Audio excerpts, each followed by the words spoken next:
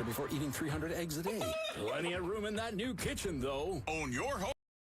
Alpine Credits can help. Alpine Credits, where homeowners get approved. Just for license 12616. There's nothing worse than your furnace taking a long winter's nap.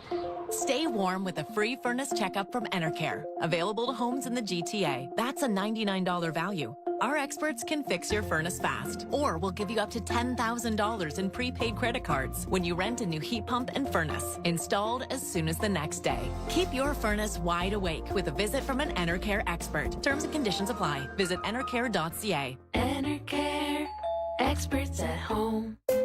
Welcome aboard Air Canada. Rocky's Vacation, here we come.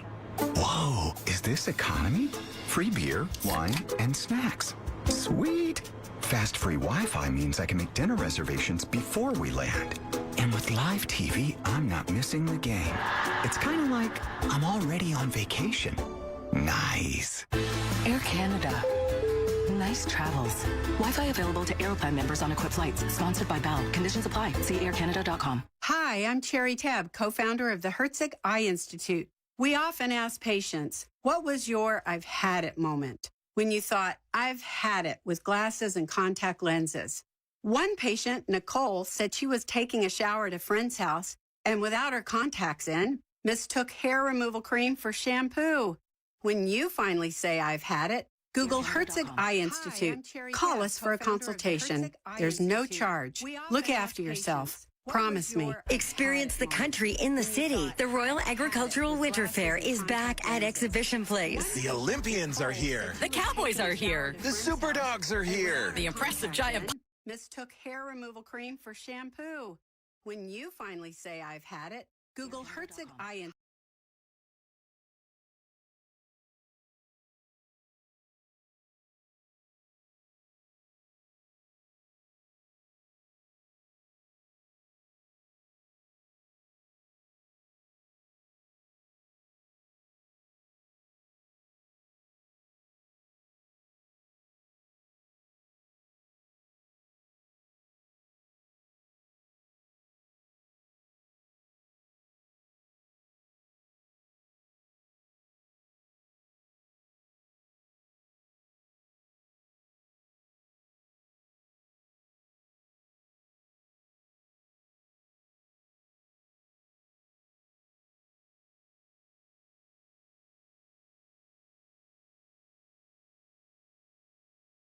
Because I'm writing about this now, but you look at who they're playing the next 5 weeks. 4 of those teams are below 500, including one of them in the Tennessee Titans, who we know how bad they've been this season.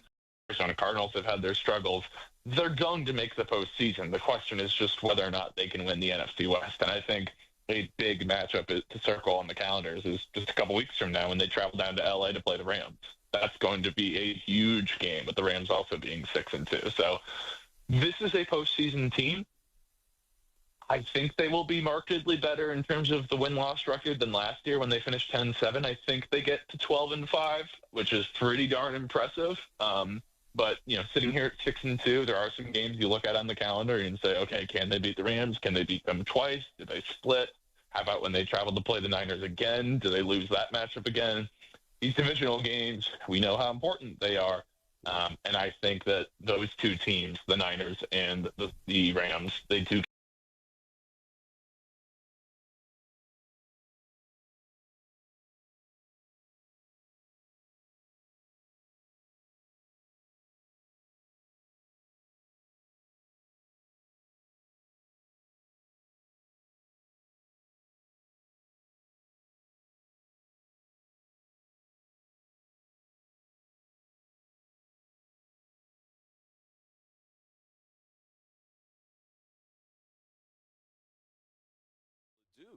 Do you think he's going to be at the end of the season in the MVP conversation again?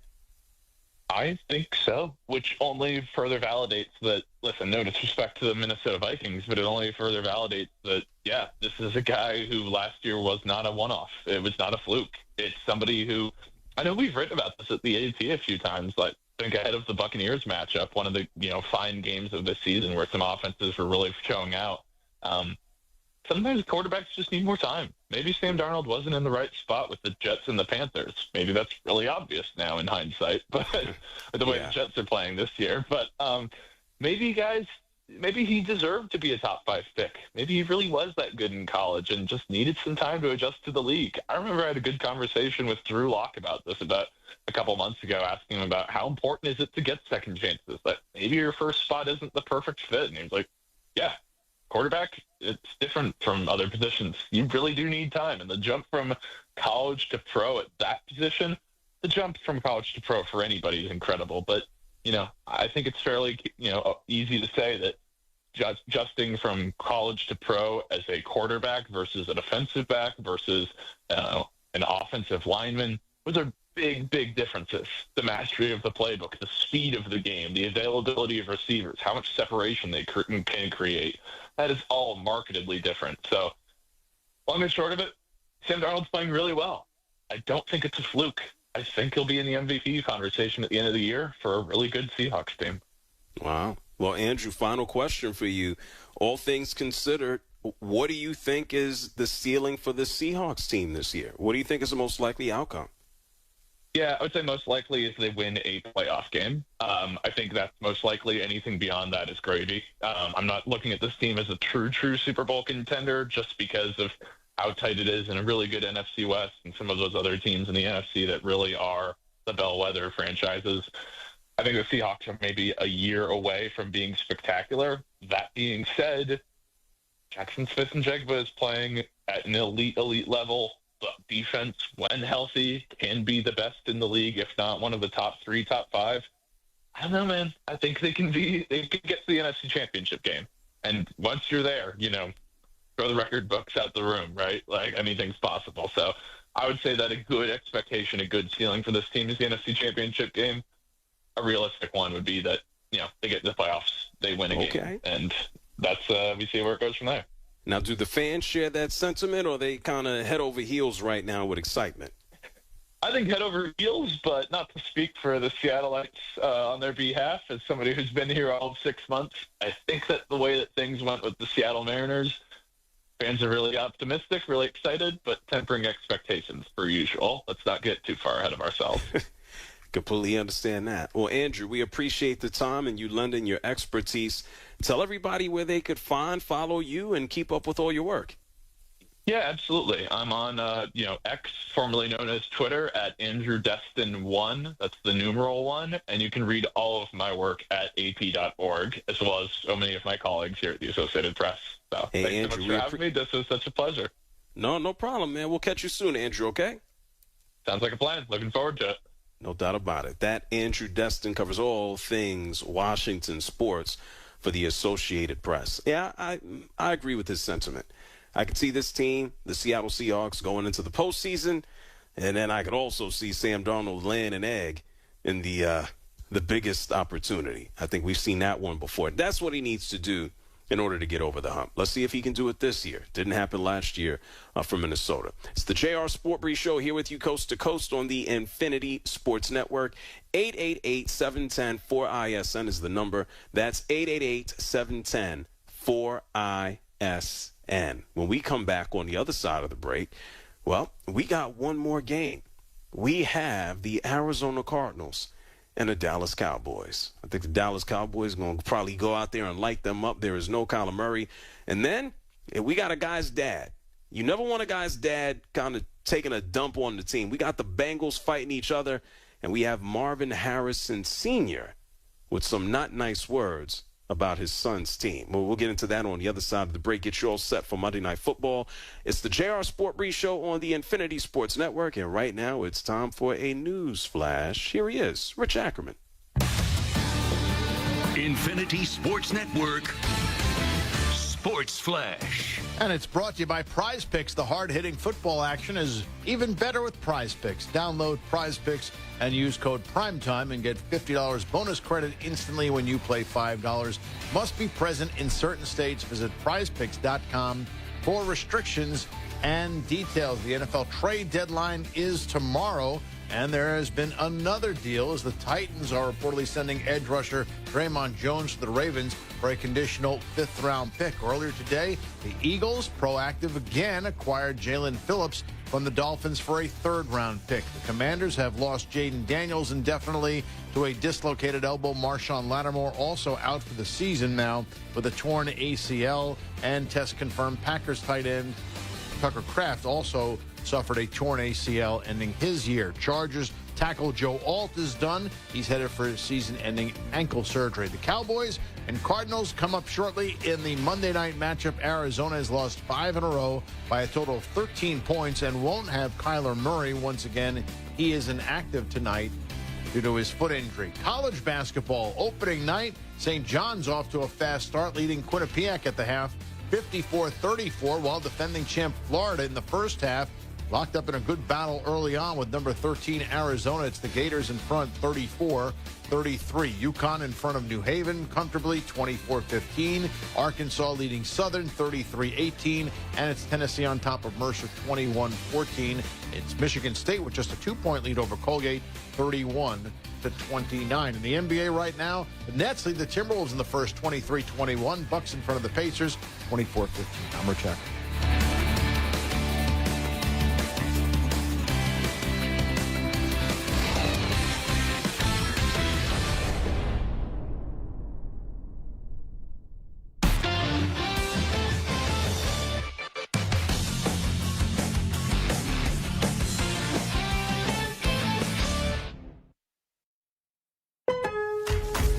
At Lowe's, this Veterans Day and every day, verified military members, veterans, and their spouses get automatic silver status in My Lowe's Rewards with free standard shipping, plus 10% off eligible purchases with no annual limit. It's one way we honor and give back to those who have served and still do. Learn more now at Lowe's.com/military. 10% discount can't be combined with another offer. Exclusions, terms, and conditions apply. Loyalty program subject to terms and conditions. Details at Lowe's.com/terms. Subject to change. You are standing inside a secret prison. It houses the Nazi high command. I'm going to put Hermann Goering on trial. Sony Pictures Classics presents Nuremberg, starring Academy Award winner Russell Crowe, Academy Award winner Rami Malek, and Academy Award nominee Michael Shannon. Do you plead guilty or not guilty? Order! Nuremberg opens only in theaters everywhere November 7th. I've always wanted to learn French, but the app I tried didn't help. If you want to memorize words in another language, there's an app for that. But if you want to really learn another language, there's Babbel. Babbel was designed by over 200 language learning experts to be the most effective way to learn another language. With other language learning apps, I was just playing games. I wasn't really learning. Babbel's different. Every time I open the app, I can choose to work on my writing, speaking, or listening. And it saves my mistakes for me to review, so I'm constantly improving. Babbel feels like it was created intentionally by people who really know what you need to learn another language. Before Babbel, I thought I just wasn't good with languages. But now I'm speaking French. Tout ça, c'est grâce à Babbel. Want to really learn another language? Save up to 50% on your Babbel subscription when you sign up at Babbel.com. That's Babbel.com to save up to 50%. Babbel.com.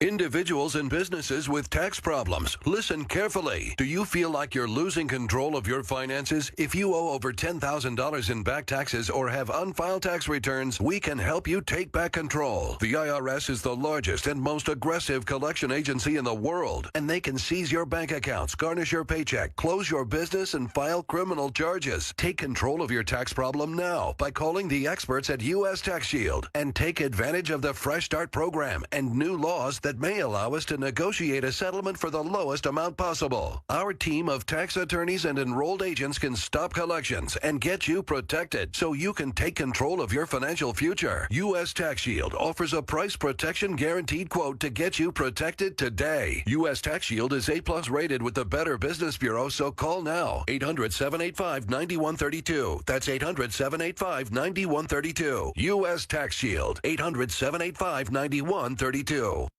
The IRS, the world's most aggressive collection agency. They can seize your property, bank account, and garnish your wages. They cause sleepless nights for millions of Americans. Don't be one of them. If you owe $10,000 or more to the IRS or state, get protected today. Call 800-242-3186. Coast One Tax Group, protecting your bank, home, and your sleep since 2008. With hundreds of 5-star reviews and an A+ on the Better Business Bureau. Call Coast One Tax Group, 800-242-3186. Stanley from New York owed $93,000. The IRS placed a levy on his bank account. Coast One released the levy and settled with the IRS for $2,000. Mark in Michigan owed $225,000. After Coast One stepped in, Mark walked away paying less than $1,500. Call Coast One now. A 10-minute call can save you up to 93% on your back taxes. Get your fresh start today. That's 800-242-3186. Sponsored by Coast One Financial Group.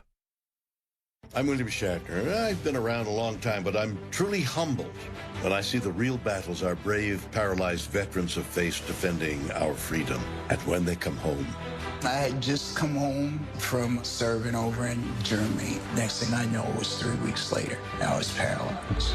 While parachuting with my platoon, my parachute didn't open, and I broke my neck. It left me paralyzed for the rest of my life. I was on a routine patrol, and we were in the desert of Kuwait, and the vehicle flipped and landed on top of me, which left me paralyzed from the waist down.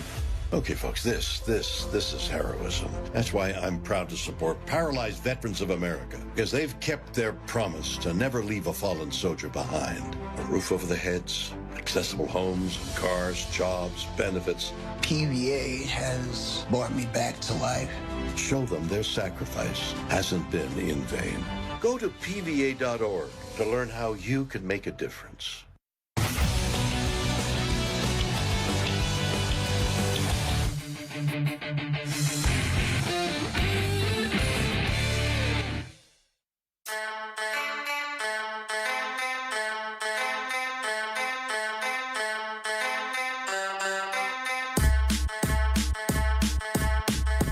You're listening to the JR Sport Brief. What you have, you can't even put a price on it, is you have a platform, and you always handle your platform with responsibility. And for that, I look up to you, and I respect you, and I appreciate you. Here's JR. It's the JR Sport Brief Show here with you coast to coast on the Infinity Sports Network. Thank you so much to Andrew Destin for joining us from the Associated Press. Came through to have a chat with us about the Seattle Seahawks, who look like they are on their way to the postseason.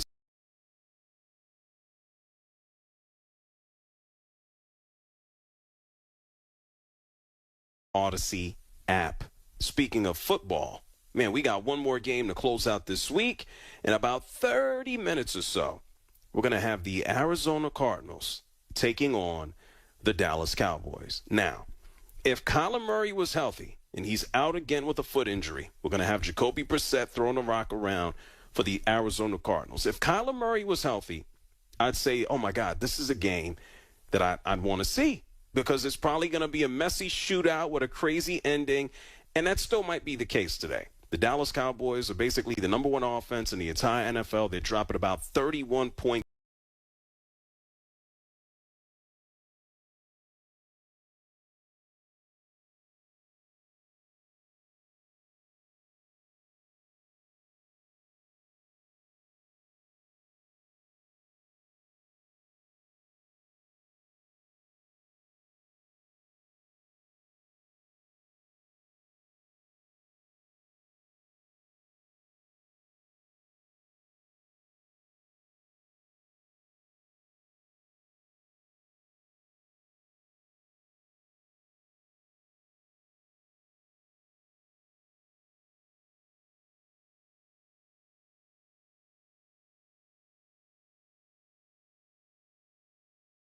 .35 and a .923 save percentage gets the call and goal for the Pittsburgh Penguins as the puck is dropped, and we are underway.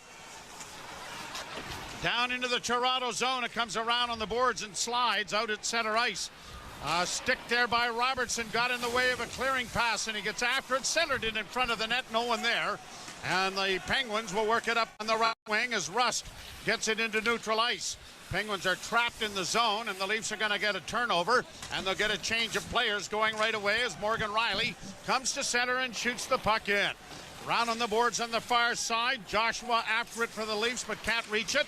Turnover again, but Roy couldn't come up with it, and Malkin works back in over the line in the Toronto zone, and a pass back on the far side, finding Tomasino. He couldn't get a shot at the net, and Bobby McMahon skates it out at center, and he'll get it to his forward complement, and a centering pass in front. Oh, and a great save made by Jari off the stick of Joshua as the puck came to him in front of the net.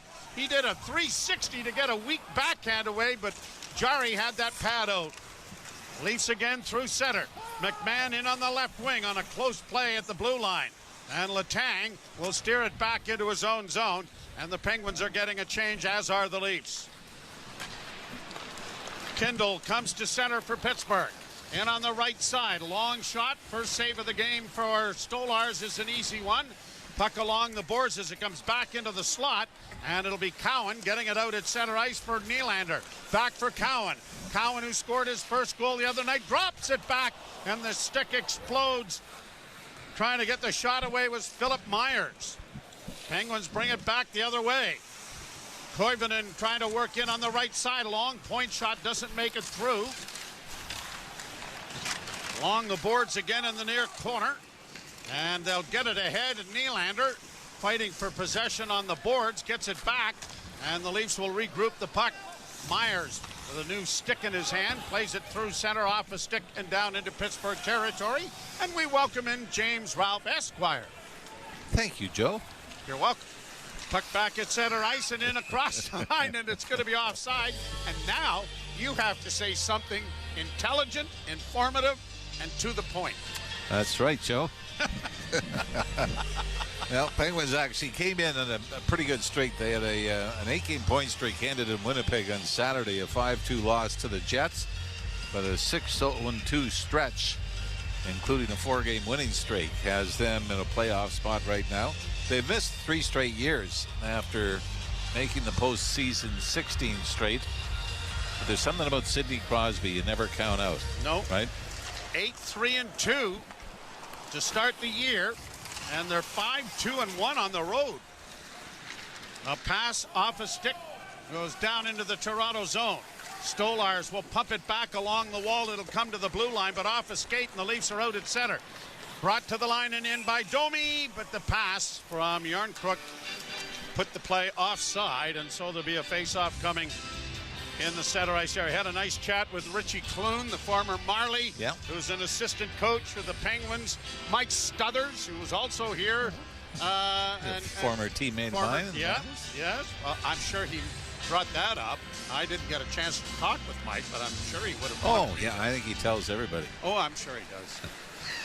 So a few ex-teammates Dan here. Hughes is the new head coach. Yeah, lots of changes for Pittsburgh. Centering pass out in front of the net, and a wrist shot taken there by Robertson Robertson, just went wide. Cleared out at center ice, and Robertson has to go back to settle it down. Got it ahead for Matthews. Matthews drops it off, and the Leafs start out of their own zone with a lead pass. Matthews couldn't take it off his skates, and the Penguins will get it back to Crosby on right wing. Into the slot area, pass in on goal, and it was deflected by Hallander just wide of the net. Great scoring chance, the best either team has had early here in the first period. Shea playing it around the boards, and the Penguins will work it out at center ice. Brought to center ice by Mississauga's Philip Tomasino. Taken back by the Maple Leafs on the far boards. Joshua tries to find an open man. Myers couldn't control it. It comes back to the point. Letang shot deflected wide. Myers got the rebound. Flips it into the corner, but Malkin is onto it quickly. The big centerman coming out from behind the net tried to jam it in. Paddle down play made there by Stolarz. Back to the point, Letang. Goes D to D with it on the far side. A weak wrist shot went well wide of the net. Letang goes to the front of the net, but the puck is cut off, and the Leafs now working around back of the net with Myers. Looks up ice and then just sends a high alley-oop pass into neutral territory that the Penguins are able to knock down and get back to center ice and shoot in to allow a change of players. No score early here, period number 1. Each team has had one shot on goal. Yeah, their best opportunities. Robertson at one end and then the Penguins at the other didn't even result in a shot on goal. Tavares works down into the zone and banks it back to the point. A shot by Carlo. Off a leg, went wide of the Pittsburgh goal. Penguins get it out at center. Ben Kindle gets in over the line with a wrist shot. That was deflected wide off the stick of Thomas Novak. And now here are the Penguins in against the boards with Kindle taken there. The puck comes free, and it is Cowan starting out of his own end. Cowan on the right wing, rolls it into the right wing corner. Goes down in there after it, but had it stripped away by the defense. And Koivunen will play it out into the center ice area. Penguins in over the line. Wrist shot deflects wide of the Leaf goal. Benoit chases his man into the far corner, tying up Thomas Novak. They battle for it, and it's still free as it comes up on the wing for Nylander. Nylander's just going to roll it to the Pittsburgh blue line, and the Leafs are going to get a change going here as it's brought back into the Toronto zone. McCabe got it around the boards, but not out as it comes into the slot, and a wrist shot is blocked. Domi trying to push the attack. Domi down on the right wing with a pass back in front of the net. Yarnquick was driving the net, but the pass never reached him. Good break up there by the Pittsburgh defense. Penguins send it down into the Leaf end, and Stolars will clear it around on the wall. Body check back of the net doesn't stop the Leafs, and it is Myers getting it freed up as Blay took that hit and never almost didn't budge. Rust in on the right side for Pittsburgh. Got it around back of the net. Myers got it freed up. Matthews now freeing it up again. And on the right wing side, it is going to be flipped out at center ice as the Leafs are in the process of changing. Matthews up ahead now for Robertson, dropping it off on the wing, and a shot taken by Nyes was blocked before it reached the goal. Brian Rust, Lone Ranger Rust, a rush for Rust, is broken up by the Maple Leafs. Sound a little rusty there. Thank you. And over the line is, why don't you try this for a couple of minutes? You think it's easy, don't you? How much do you make? I might give it a shot. Not as much as you think. We got a break in the action. Would be worth it if it wasn't as much as me.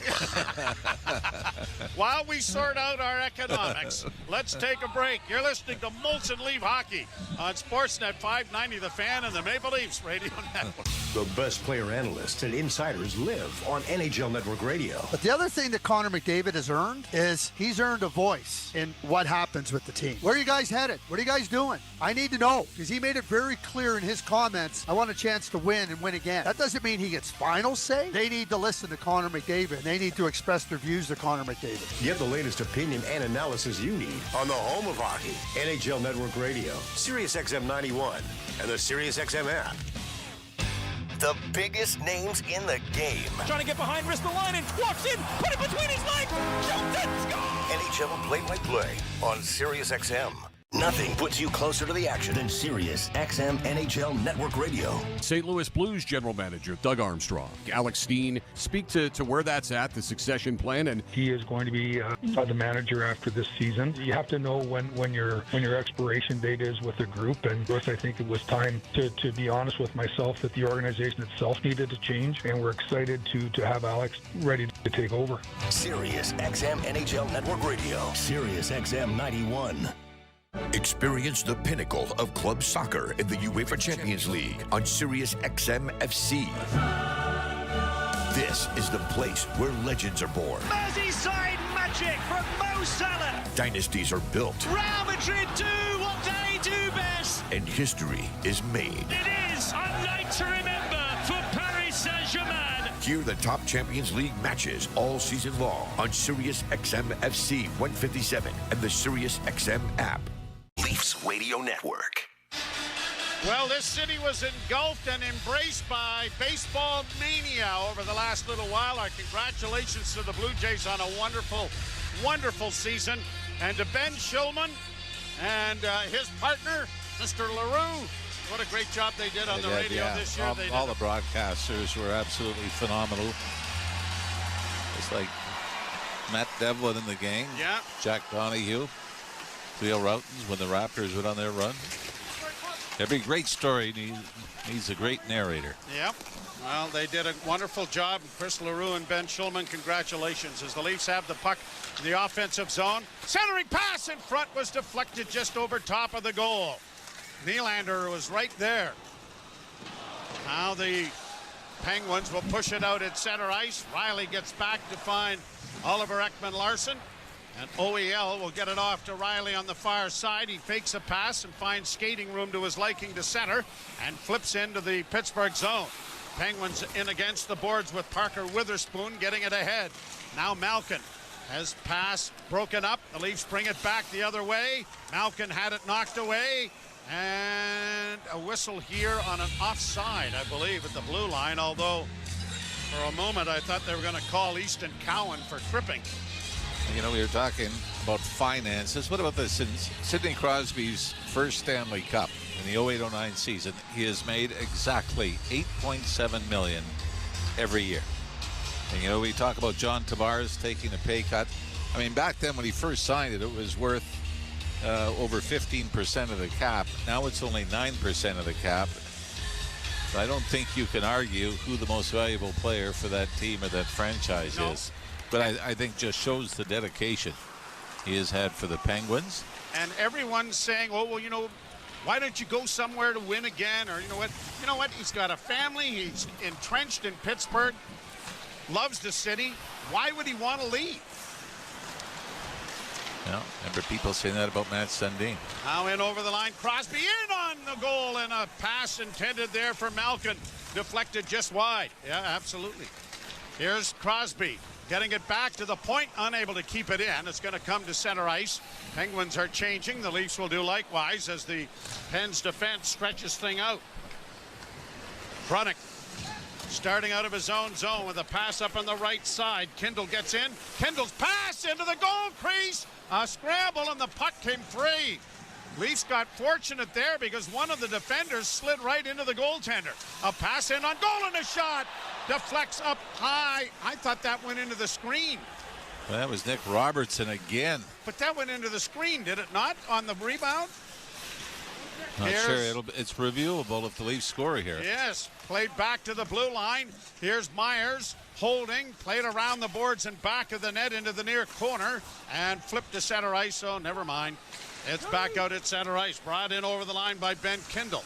Kindle had it knocked away. The Leafs are able to get it freed up. Now here's a question. What happens if Pittsburgh scored here? Could you go back and say, hey, no, once it leaves once the zone, it's out. Yeah, no. Kind of big. You might want to have a discussion with the official. Shot down into the Toronto zone. Morgan Riley pokes it around and will get it back in the near corner. And Carlo off a stick to center. Knocked away, and the Penguins will backhand it back into the zone. Tomasino getting it in there, but the Leafs have it again, and Carlo spins it up on the boards. Cleared to the line, but not out. Pittsburgh keeping it in, and a good hit there by Blais. Knocks his man down, but the puck's still in the Toronto zone. It goes to the far corner. Played off the boards, but not out. Pittsburgh keeping it in with a bit of a cycle here. Rolls in on goal, scooped aside by Stolars, and the Leafs have it now on the wing, and Blais gets it out at center ice. Scratches tonight for the Leafs. Steven Lorenz and Scott Lawton both expected back in the lineup shortly. Matthias Michelli is a healthy scratch for the Maple Leafs here this evening as well. Played down into the Pittsburgh zone. Tavares going after the puck as it comes around on the boards, and it'll be played to the center ice red line, and then the Penguins will regroup it back into their own end. Lizotte will get to center, shot it in. That goes into the screen, and Mr. Ralph, that just saved us one long stretch of time that will not have to be replayed. That's still reviewable. Oh. Well, maybe not after they blew the whistle. No, not after the whistle. At any rate, there's no score. 9.5 minutes to play in the first period. You're listening to Molson Leaf Hockey on Sportsnet 590 The Fan, Maple Leafs Radio Network. Okay, category is ways Desjardins Insurance goes the extra mile to make insurance easy. First question, what are some of the things you can easily do online or in the app? Oh, view your policy. Add a new driver. Oh, update your address when you move. Easy. You guys are good. Get insurance that's really big on care. Desjardins Insurance. Here for your home, auto, life, and business needs. Certain conditions apply. With a Subaru, a vehicle that's built to last comes standard. Heated front seats? Standard. High ground clearance? Standard. EyeSight Driver Assist to help spot the scooter delivery guy texting, merging, and eating all at once? Standard. Parallel parking perfectly while someone watches? Uncommon. But in a Subaru? Standard-ish. Subaru. Uncommon comes standard. Hurry into your local Subaru dealership today for lease rates from 1.99% for 24 months on select models and get great value that, you guessed it, comes standard. Conditions apply. See dealer for details. Welcome back to Put Down That Phone. Time for our speed round. Players, you scroll 4 hours per day. Is that enough? Maybe. Wow, yes. Jen's bored. With just 1 hour back, what could you gain? A hobby, human connection, time to create. What device checks those boxes? A real camera, the Canon R50V. Bonus round. The world's most complete creator camera is the R50V. The V stands for? Video, vlogging, vision. Canon makes cameras. The R50V's for creators. Visit canon.ca/create. You're listening to Toronto Maple Leafs hockey. On Sportsnet 590 The Fan And the Leafs Radio Network. Want to thank Pittsburgh General Manager Kyle Dubas for his generosity. We contacted him when we knew we had the day off on Sunday about getting tickets to see the Packers and the Pittsburgh Steelers play down in Pittsburgh. And Kyle got us 5 seats, and I said, great, not a problem. Everything's looked after. So we went down, and we had a blast in Pittsburgh. The Packers ended up winning.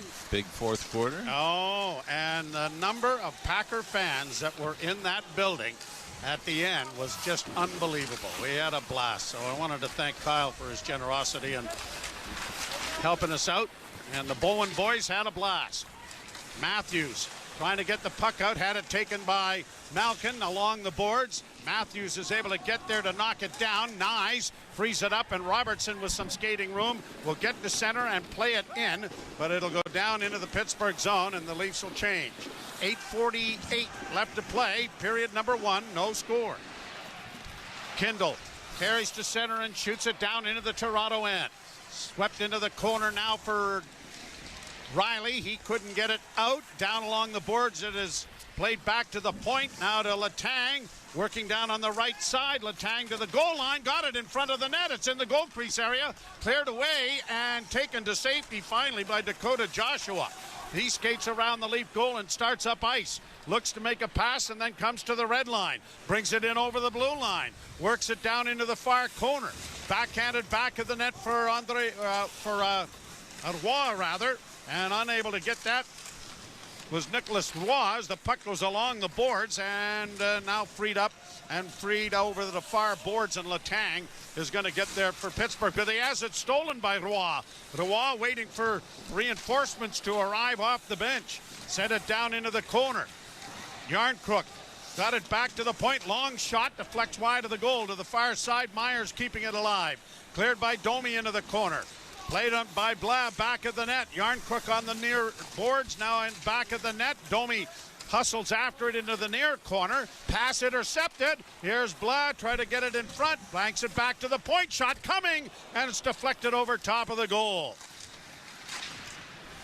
Oliver Ekman-Larsson with a pretty good blast from the blue line. Both teams are trying to get a change going, and the Penguins have it back of their own goal. No score in the hockey game. Shots on goal only 4-3 with about 7 minutes to go here. Shot down into the Toronto zone, and an icing call is coming here against the Penguins, who come into the game with a record of 8-3-2 for 18 points and 5-2-1 on the road. That's why I think a lot of teams prefer to start on the road. You know, takes away that pressure of heavy home schedule at the start of the season, which is obviously what the Leafs are facing, like we say as well, against a lot of teams that missed the playoffs last year. Benoit tried to carry into the corner, but had it knocked off his stick. The puck comes to center. The Penguins with an odd man rush into the slot area, and a shot scores. Erik Karlsson jumping into the rush. After Benoit got trapped when he got knocked down, Karlsson sweeps in on goal and rifles it home, and the Leafs have surrendered the opening goal again. That's what's really hurt the Leafs in the early part of the season is goals off the rush. And you got to realize who's on the ice here. Sidney Crosby leading the rush up the left wing side. Looking far side for Erik Karlsson, you know, is going to be coming late, joining the rush. And for Erik Karlsson, that's his first goal of the season. And as the Penguins up 1-0 on their 5th shot on goal. He has 10 assists on the season as it's played down into the Pittsburgh end. Around the boards to the far corner for Witherspoon. He'll get it out at center, knocked away there momentarily. And the Penguins go back into their own zone. Leafs get a turnover. Nyes trying to work in over the line. Had difficulties with it. Comes to the side of the goal. Robertson was there for Matthews in the far corner. He reverses and gets it out in front of Nyes. Couldn't get his stick on it. And scoring first this year, the Penguins are 5-1-2. And when giving up the first goal of the game, the Leafs are 3-3-1. Carlo in his own zone for Toronto. Got it up on the wing for Matthews. Matthews dishes it back. Brandon Carlo skates to center and will just chip it in. And the Leafs are getting a change in here with 5:50 to go in period number 1. Penguins leading 1-0. Brought in and shot into the Toronto end. Crosby and Thomas Sino getting the assists on the goal. Penguins keep the puck in. And a penalty is coming here. And interference, I think, is coming to the Penguins as the Leaf forward, Roy, was trying to get to the defense.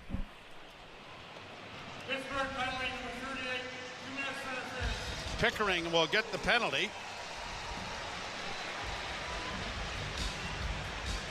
And the Leafs go to the power play, which has been anything but power.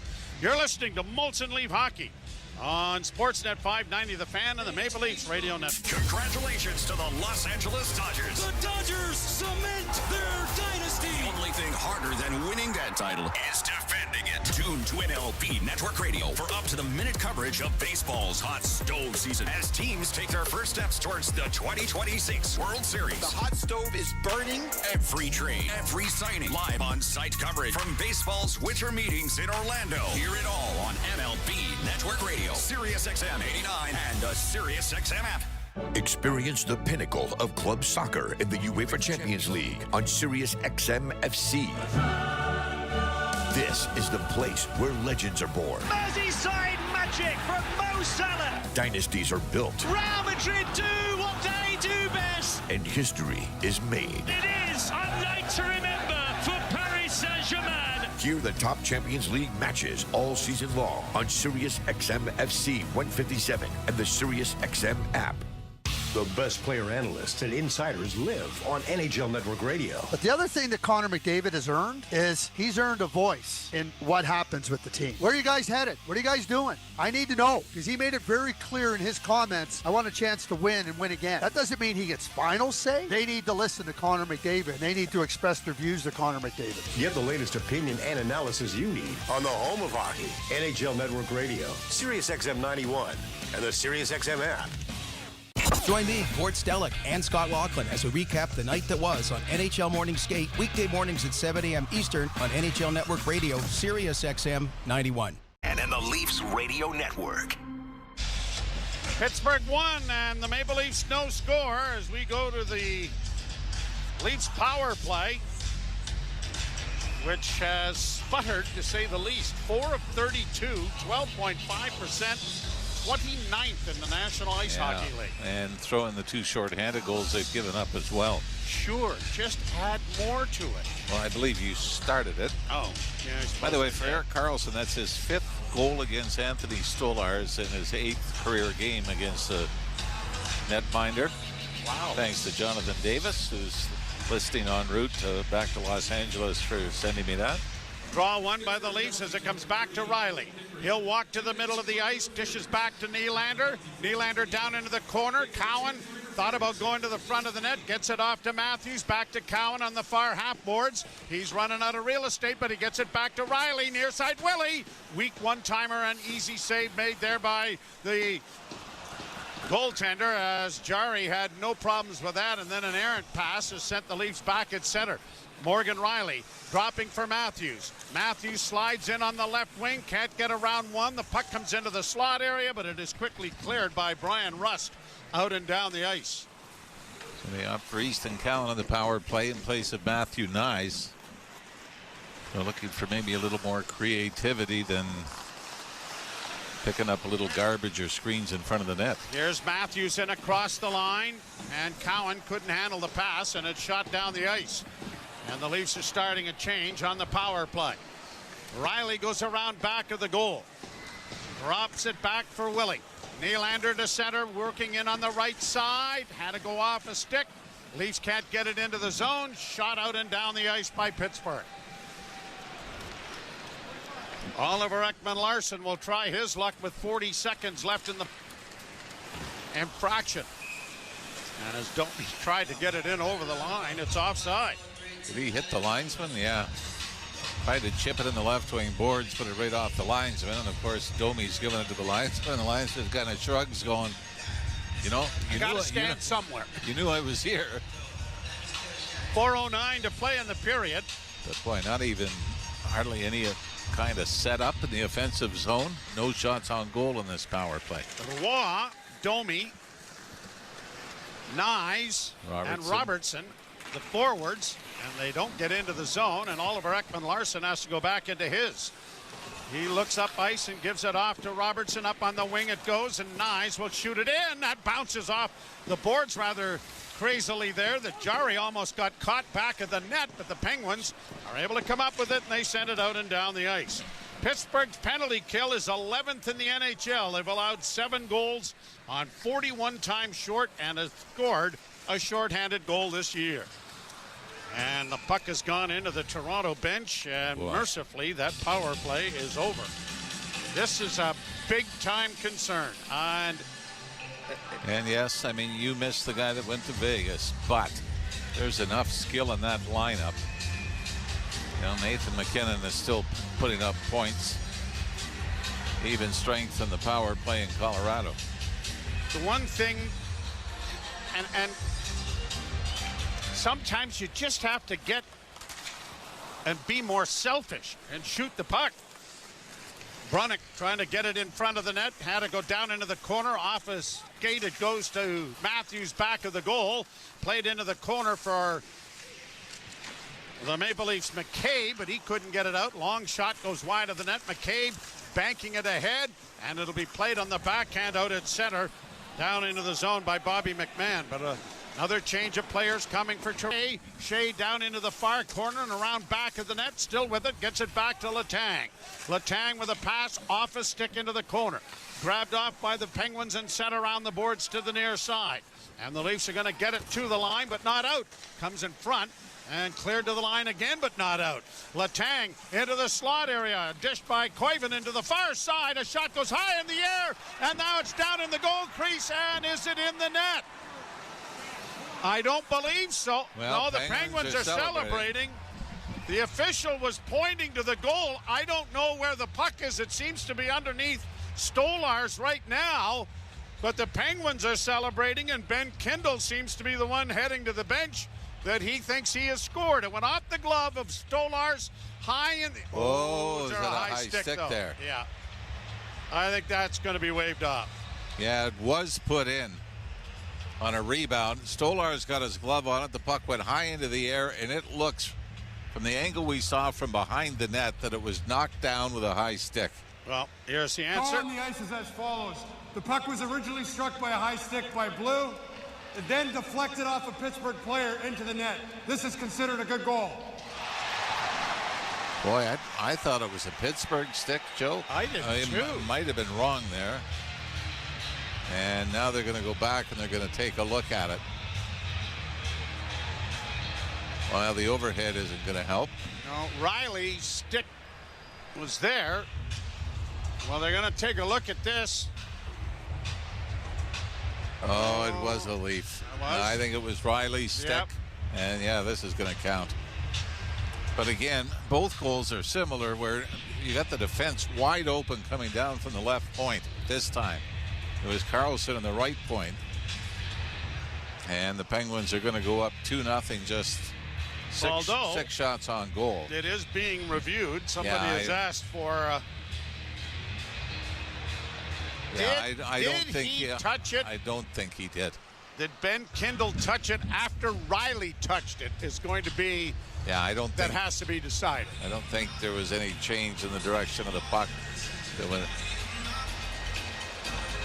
With 2 minutes to go, first period is presented by Bet365. Download the app and find out why it's never ordinary at Bet365. And I'm wagering we're going to know about it right now. After video review, the call on the ice was confirmed as described. So the high stick that Kindle definitely was trying to hit it with a high stick, but he missed it. Yeah, well, because Morgan Riley knocked it away from him. Riley got to it first. So the Penguins have taken a 2-0 lead. And disappointed. Leafs 10 points, just 4 shots on goal, including 0 on the only power play of the period. And it really is a momentum sapper, isn't it? You know, you could have a lot of things going on, and then you just come up with a dud on the power play, and the other team seems to get a little energy boost from it. And this building really has been quiet since the opening faceoff, hasn't it? Yep. They've not been given a reason to get excited yet. Ben Kindle getting his 4th goal of the season. Yeah, 11th overall pick in the draft for the Penguins last June. Played in Calgary, the Western Hockey League. And actually, a little interesting stat on Ben Kindle. Give you this, when he was born. That's a stat? Yeah. He was born. I'll give you the number. I got that. A lot of us have had that stat. Yeah, but I'm going to try to do it so even you will understand it. Thank you. Played to the line. Letang keeps it in. Got a pass into the slot. And a shot by Malkin was well wide, but a centering pass goes off his stick. And it's poked ahead, and now out at center it comes, and Cowan trying to return the favor for Nylander. Failed to connect. The puck is down in the Pittsburgh zone. I was going to say he was born April 19th, 2007. All right. 6 weeks later, Sidney Crosby was named captain of the Pittsburgh Penguins. At the point, a drive is whistled wide of the Leaf goal. Kept in now, and a pass into the slot area by Carlson. Comes back to the point, now to Crosby. He had his shot blocked by Matthews, and Cowan sends a high alley-oop effort to the blue line, but well out of the reach of the Leaf forward. Less than a minute to play in the period. Oh, I thought someone else said that. Now a pass goes into the far corner, and Matthews starts back up ice for the Maple Leafs. Matthews to the line and in. Left wing side it comes. Back it goes to Matthews. A shot. Blocker save made by Jari. But a good play there by Robertson to tee it up for Matthews, who got a pretty good shot away. Cleared back into the Toronto zone. Carlo for Riley. Left into the corner for Matthews. Got it up on the left wing, and Robertson gets it out. They're heading to the bench as a long shoot-in goes in on Tristan Jari. He'll handle that easily with 18 seconds left to go in the period. And the Penguins leading 2-0, trying to get to the dressing room here with the lead. Played down into the Toronto zone. Riley along the boards, taking it in there, kicked it back at the net. Final seconds will tick down, and that will end a first period in which the Penguins outshoot the Leafs 8-5 and outscore them 2-0. Both goals very similar. Points left wide open and allowed free lanes to the net. Carlson and Kindle. Even though Pittsburgh was fortunate in the second one, Anthony Stolar's got a glove on it, up in the air, bounces into the crease and was eventually put in. But the other end of the ice, 5 shots on goal for the Leafs, the only power play of the period. And the Leafs have got to fight with all these games at home against teams that had not made the playoffs last year. You can ask the New York Rangers. Eventually a bad start can turn into a bad season. So it is 2-0. Kindle's goal will be unassisted. And Carlson from Crosby and Tomasino, the other goal as the Penguins outshoot the Leafs 8-5. We'll step aside and our first period intermission with Eilish Forfar and Justin Cuthbert coming your way. You're listening to Molson Leaf Hockey on Sportsnet 590, The Fan and the Maple Leafs Radio Network. You're driving. They're honking. You're driving. They're screaming. You're driving. Change your mood. With SiriusXM Comedy, they're honking. You're laughing. From the newest Netflix specials to the kings of Southern comedy, Jeff Foxworthy and Larry the Cable Guy. From uncensored Kevin Hart to clean comedy to quiet them kids, SiriusXM Comedy has it all. Channel 93 to 99 on your SiriusXM radio and on the SiriusXM app. Under review. And stop making excuses for bad goaltending. And is it bad? Is it horrendous? If you don't win because you don't make a save or two, yeah. The nature of it is the goaltender is responsible for 90% of the action. He's got to stop the puck. Why do we keep making apologies for goaltending? Stop it. Under review with Mick Kern. 11 a.m. Eastern on NHL Network Radio, SiriusXM 91, and the SiriusXM app. The Power Play with Steve Koulias. Winnipeg Jets head coach Scott Arniel. Has that number changed with the Olympics compressed schedule for Connor Hellebuck? He keeps pushing for 82 games, certainly with this year and what's kind of going on. It is something that we seriously have to look at, and if we want to play well into June and to make that run to the Stanley Cup, I need a guy that's going to be able to be fresh for that whole stretch. The Power Play, weekdays 3 p.m. Eastern on NHL Network Radio, SiriusXM 91, and the SiriusXM app. Experience the pinnacle of club soccer in the UEFA Champions League on SiriusXM FC. This is the place where legends are born. Merseyside magic from Mo Salah. Dynasties are built. Real Madrid do what they do best. And history is made. It is a night to remember for Paris Saint-Germain. Hear the top Champions League matches all season long on SiriusXM FC 157 and the SiriusXM app. The best player analysts and insiders live on NHL Network Radio. But the other thing that Connor McDavid has earned is he's earned a voice in what happens with the team. Where are you guys headed? What are you guys doing? I need to know, because he made it very clear in his comments, I want a chance to win and win again. That doesn't mean he gets final say. They need to listen to Connor McDavid. They need to express their views to Connor McDavid. Get the latest opinion and analysis you need on the home of hockey, NHL Network Radio, SiriusXM 91, and the SiriusXM app. Nothing puts you closer to the action than SiriusXM NHL Network Radio. St. Louis Blues general manager Doug Armstrong, Alex Steen, speak to where that's at, the succession plan. And he is going to be the manager after this season. You have to know when your expiration date is with the group, and I think it was time to be honest with myself that the organization itself needed to change, and we're excited to have Alex ready to take over. SiriusXM NHL Network Radio, SiriusXM 91. We deliver the NHL. Head coach of the Carolina Hurricanes, Rod Brind'Amour. What's the mental approach to get to the dance? Every year you start at the same spot as every team, right? Like you're at the bottom of the mound. And when we get to that point, if we can, then we can knock down the final kind of stretch of highway we haven't been able to cover. So let's make the best out of every day and play our ass off every night and see what happens. SiriusXM NHL Network Radio, SiriusXM 91. Join me, Gord Stellick, and Scott Laughlin as we recap the night that was on NHL Morning Skate, weekday mornings at 7 a.m. Eastern on NHL Network Radio, SiriusXM 91. And the Leafs Radio Network.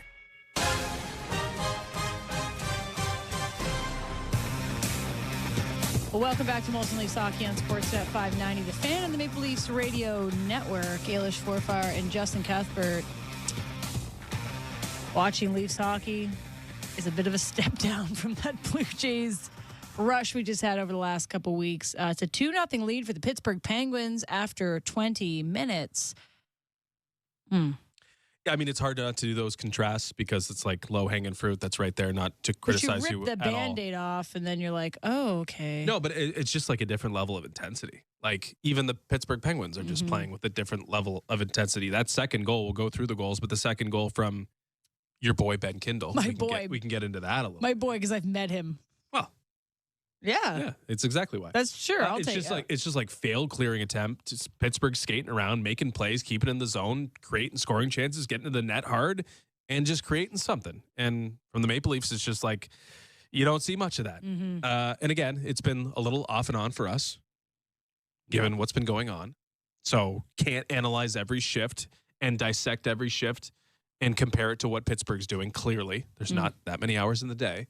But just in this period, it's just one team that's a little more energized than the other. Yeah, Leafs feel very perimeter to me. Like, not crashing the net, not getting in front of the goalie's eyes. Like, that's exactly how that second goal went in by my guy, Ben Kindle. Sometimes you just got to be in the mix, get in the sauce, So I didn't see that from the Leafs much. I felt like they were a little perimetery. Not a word, but it applies. You understand what I mean. And they're down 2-0. This has been slow starts for the Maple Leafs in 6 of their last 7. They've allowed the first goal of the game. That's not a recipe for success. It's got to be annoying by now. At least it should be annoying. Playing I'm sure it's behind, annoying for the fans. Trying to dig yourself out of, a hole in the first period. It definitely lets the air out of the arena. You start feeling like, okay, like we're already behind. How are we going to get a goal? Then you're playing it to tie, to win. Like it's not ideal. Like there's a reason that start on time was a thing here many years ago. And it feels like that's somewhat of like not the Berube syndrome, but I guess that's the best way for me to put it. It's like, let's not overreact when we give up the first goal, because like what you want after you have a disappointing moment, we go through that moment. Leading to the Erik Karlsson goal is like an immediate response. Like that's what you want to see. That's like a little bit of an emotional fan thing, but also like an emotional team thing that you normally see. Like, okay, let's go get that back. How many times have you heard that on a bench or when you're playing sports? Like, let's get that back right now. Like, let's go. And with Berube, it's just like, no, everything's going to be the same, shift over shift. And that's why some nights it looks uglier than other nights when it's not working, because it just doesn't feel like there's that emotional response to it, and you just love to see that. And again, I don't think maybe this is something that's like year over year or from coach to coach, but like it just doesn't seem like that is part of the mandate to be like, no, this isn't happening. Let's go change this. It's like, no, we'll just keep playing our game, and eventually we'll get there. And you play all those games and all those shifts, and across 82, it's going to result in this many points, and maybe in a 7-game playoff series, it's going to result in this many wins. And it's just like, okay, but where's the emotion of this game? The emotion right now is coming almost exclusively from the Pittsburgh Penguins, who have a lesser team. They have a lot of pedigree, but a lesser team that's just working harder. And frankly, the Leafs don't have like the current firepower to be playing from behind. Like they're not scoring as many goals. They don't have as many prolific offensive moments. Like they haven't been playing like Maple Leafs hockey we've seen of late. And yes, I know they don't have the same makeup as their roster previously, but you got to be able to flip the game on a switch. And that takes your top guys, Austin Matthews, saying, all right, enough of this being down every single game to start the first period or to start the game off on the wrong foot. So I think you just need a little bit more, leadership out there at times. There you go. We're off to a good start in terms of psychoanalyzing this team. Let's talk about the Erik Karlsson goal for a second. Comes on the heels of a beautiful Sidney Crosby pass. I mean, patented stuff from Sidney Crosby on left wing. But it's all set up by Simone Benoit just getting a little too frisky in the offensive zone, getting stripped of the puck. Jake McCabe's the last man back, or the last defenseman back. He steps up, leaving Easton Cowan to basically fend for himself against Sidney Crosby and hard-charging wingers and defensemen for the Pittsburgh Penguins, crashing the net. It was a beautiful goal from two of the playmakers of recent and previous vintage in the NHL. All right, well, let's take a quick break because we're going to get to the Out-of-Town scoreboard, and we'll get you to Jim Ralph and Joe Bowen, who will have the call of the second period next. You're listening to Most Leafs Hockey on Sportsnet 590 The Fan and the Maple Leafs Radio Network. With most Subaru models, all-wheel drive comes standard. Heated front seats, high ground clearance, Apple CarPlay, standard. EyeSight driver assist to help when you're distracted by fall foliage, standard. Guy announcing the radio ad now wanting a Subaru? Yeah, standard. Subaru. Uncommon comes standard. Hurry into your local Subaru dealership today for lease rates from 1.99% for 24 months on select models and get great value that, you guessed it, comes standard. Conditions apply. See dealer for details. Hey, seriously, can I get one? Bet365, an official betting partner of the NHL. Must be 19 or older, Ontario only. Please play responsibly. If you or someone you know has concerns about gambling, visit connexontario.ca. T&Cs apply. Welcome back to Put Down That Phone. Time for our speed round. Players, you scroll 4 hours per day. Is that enough? Maybe. Wow, yes. Jen's bored. With just 1 hour back, what could you gain? A hobby, human connection, time to create. What device checks those boxes? A real camera, the Canon R50V. Bonus round. The world's most complete creator camera is the R50V. The V stands for? Video, vlogging, vision. Canon makes cameras. The R50V's for creators. Visit canon.ca/create. The fall get-together is here at Canadian Blood Services, which means it's the perfect time to grab your crew, hit up a donor center, and experience what you get when you give together.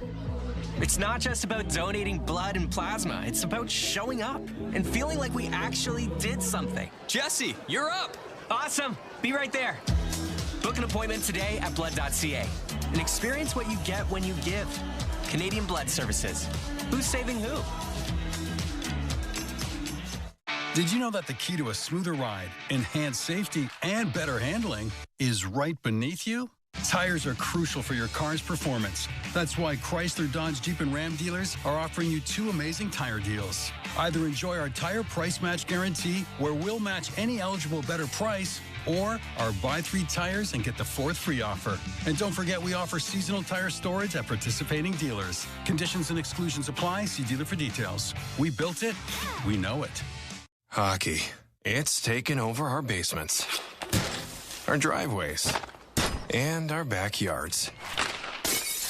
And at Rona, we wouldn't change a thing. That's why we make sure your home can take any hits hockey throws its way. So hockey can keep taking over your laundry rooms, your living rooms, your garages, your kitchens. Make sure your home is ready for hockey season with Rona. Build it right, build it Rona. This is Toronto Maple Leafs hockey. 2 good saves, 3 good saves, another shot, 4 good saves made by Samsonov. On Sportsnet 590 The Fan and the Leafs Radio Network.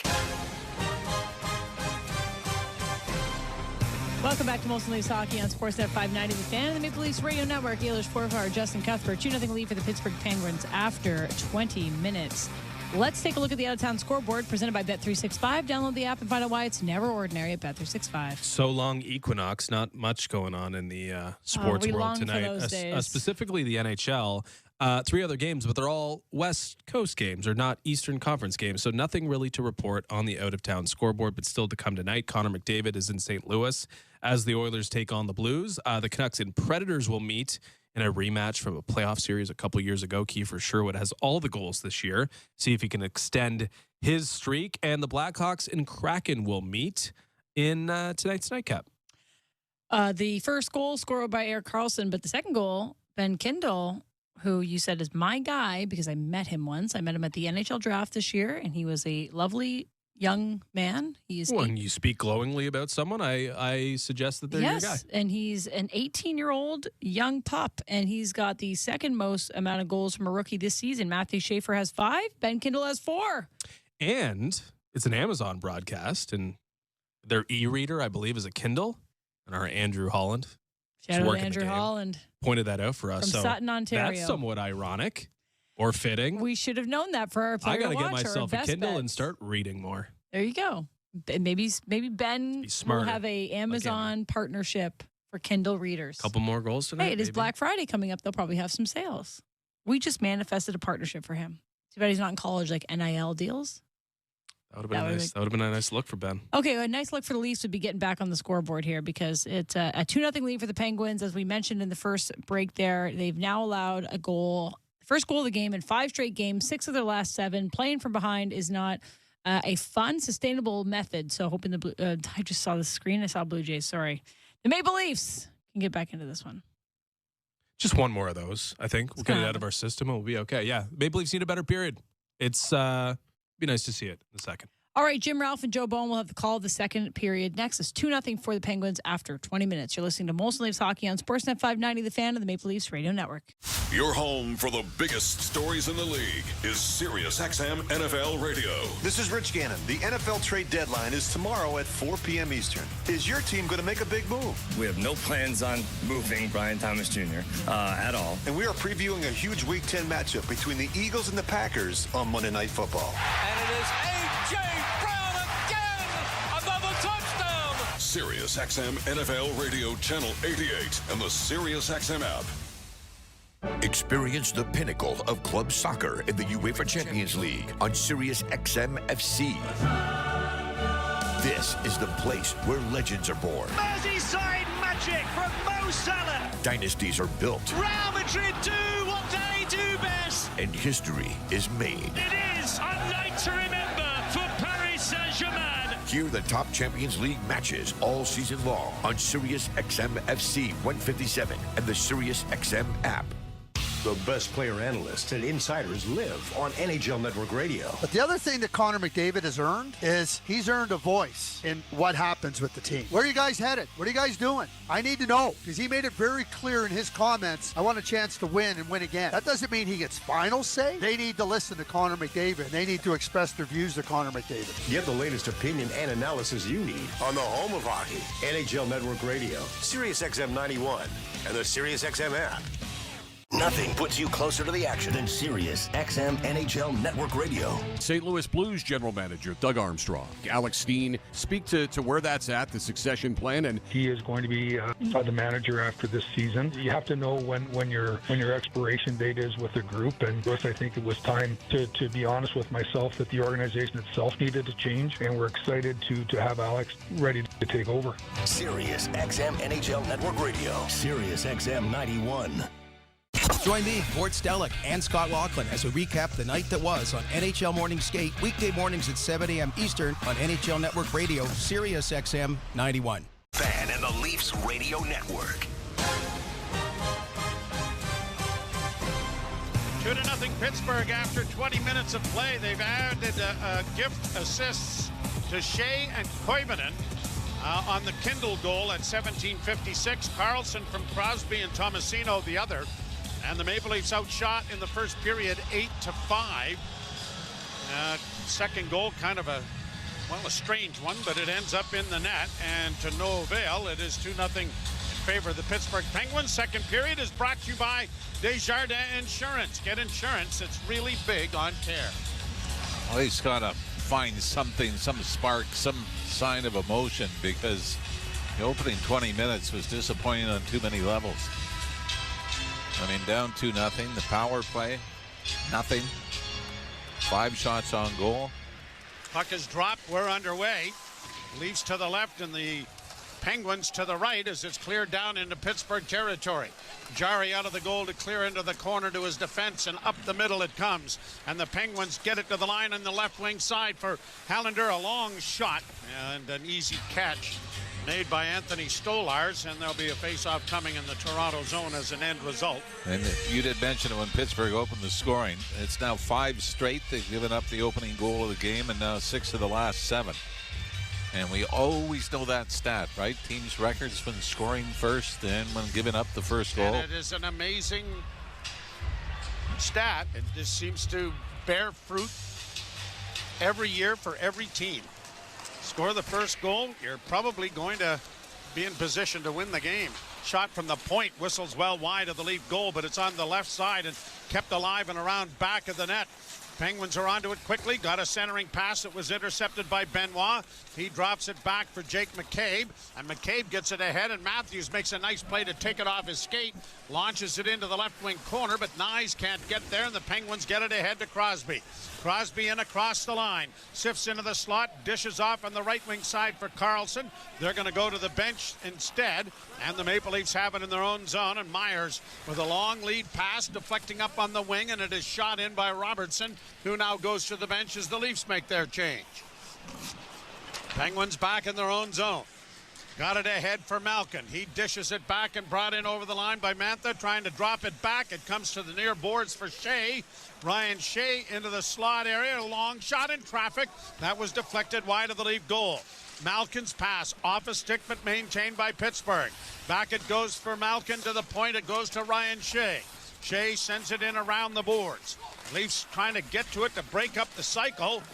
Dakota Joshua couldn't come up with it. Neither could OEL as it comes to the point. Letang's shot got through, and a good pad save made by Stolarz. Another shot Stolarz catches, and that'll be the 11th shot on goal for Pittsburgh. The Leafs with just 5, and 3 for Pittsburgh already here in the second period. Yeah, Pittsburgh just come out and owned the puck and owned the offensive zone here to start the second period, so not the pushback Craig Berube and the Leafs were looking for. A lot of times, too, you get these prolonged shifts in your own zone. And all you can do when you finally get it out is dump it in and get a line change. Get it changed, especially in this period. Face-off scrum. Novak couldn't control it. The Leafs send an alley-oop through center that doesn't connect with Nylander, and then Tavares is able to backhand it down into the zone. Jari out of the net. Penguins quickly get it up on the left wing. Thomas Novak comes to center. Got it over on the right wing side. Knocked down by the Maple Leafs. Gloved into the corner by Riley. Cut off then by the Leafs on the boards. But then Brandon Carlo lost it, and a shot deflects in on goal, and a good pad save made by Stolarz. Nylander going the other way. Up on the right side for Cowan. Cowan works it back into the slot. Cowan dishes it off, but had to go off a stick. Kept in there by McCabe into the far corner. Nylander and Tavares getting to it. It comes around to the near wing, and McCabe can't get there, but it is shot down the ice, and an icing call will come here against the Penguins. And it'll be brought back into the zone in the Pittsburgh end. I think Parker Witherspoon is trying to convince them that he was already on the ice. I doubt very strongly he's going to win this. Huh. Well, too many cameras around to be able to win the argument you were or where exactly you were. Face-off will come down into the Pittsburgh zone, and Craig Berube with Matthews and Tavares lines already getting an opportunity here in this period. They're going to go out with the Max Domi, Blais, and we got the far side there, Yarncroc line. Draw to the right in the Pittsburgh end. Domi loses it. Grabbed and flipped high to center ice by Brunick. And the Leafs have to go back, but the Penguins are getting a bit of a change started. Yarncroc hustles down into the corner, ridden out of the play effectively there by Pickering. And the Leafs have to go back to center ice to restore it and then lose it. And it's brought in with a shot that is going to deflect wide of the Leaf goal. Back to the point. Pittsburgh keeping it in on a turnover. A wrist shot in traffic doesn't make it through off Erik Karlsson's stick. And the Maple Leafs play it to center, and Karlsson goes back into neutral ice as it'll come back into the Leaf zone. Shot back out, grabbed by Pittsburgh, shot back in. Round on the far side, Oliver Ekman-Larsson swings it around the boards. McCabe let that go. Now he gets it back again, trying to find Karlsson. And it won't get any further as it comes to the blue line, and there's Malkin keeping it in with a shot that went wide. Rebound is caromed all the way past the defense of Witherspoon and down into Pittsburgh territory. Penguins 2, the Leafs no score. Witherspoon to center. A long shooting deflects high and wide. A centering pass went off a stick and went just wide into the corner. Crosby sending it out there as it comes back to the blue line. Near side now for Ryan Shea. Shea stick handles along the line. Got it back to the point. A shot was knocked down. Where is it? It's underneath Stolarz, who was able to get a pad on top of it and stop play with a face-off coming in the zone. And as Ryan Rust having some difficulties getting up, he might have been hit with that shot from the blue line, and he's limping as he heads to the Pittsburgh bench. Well, the 2 goals in the first period for the Penguins. Now 13 games for the Leafs. 12 times in 13 games have the Leafs given up 2 or more goals in a single period. And when you look at Anthony Stolar's goals against average last year, Joe, it was around 2. That's for the game. Now it's 2-3. They gave up 4 in the second period against New Jersey last week. And I think that's probably as big a concern as any, isn't it? It's what they've given up. And that's not all on the goaltending. Draw won by Toronto. Nylander on the near boards, circles back, running out of real estate, plays it up the middle, and the pass went off the stick of Cowan and down into the zone.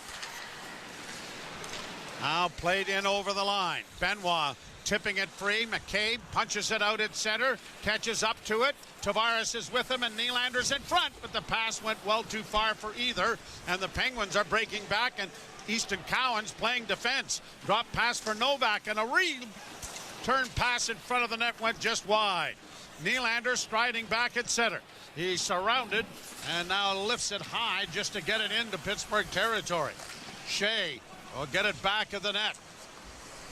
Long lead pass goes astray, and the Leafs have it again in their own zone. Played it off the boards for Joshua and down into the offensive end. Unable to corral it there was Nick Roy, and out come the Penguins with it again. Moving right to left on your radio dial as it's shot down into the Toronto zone. Malkin in the near corner, plays it around back of the net.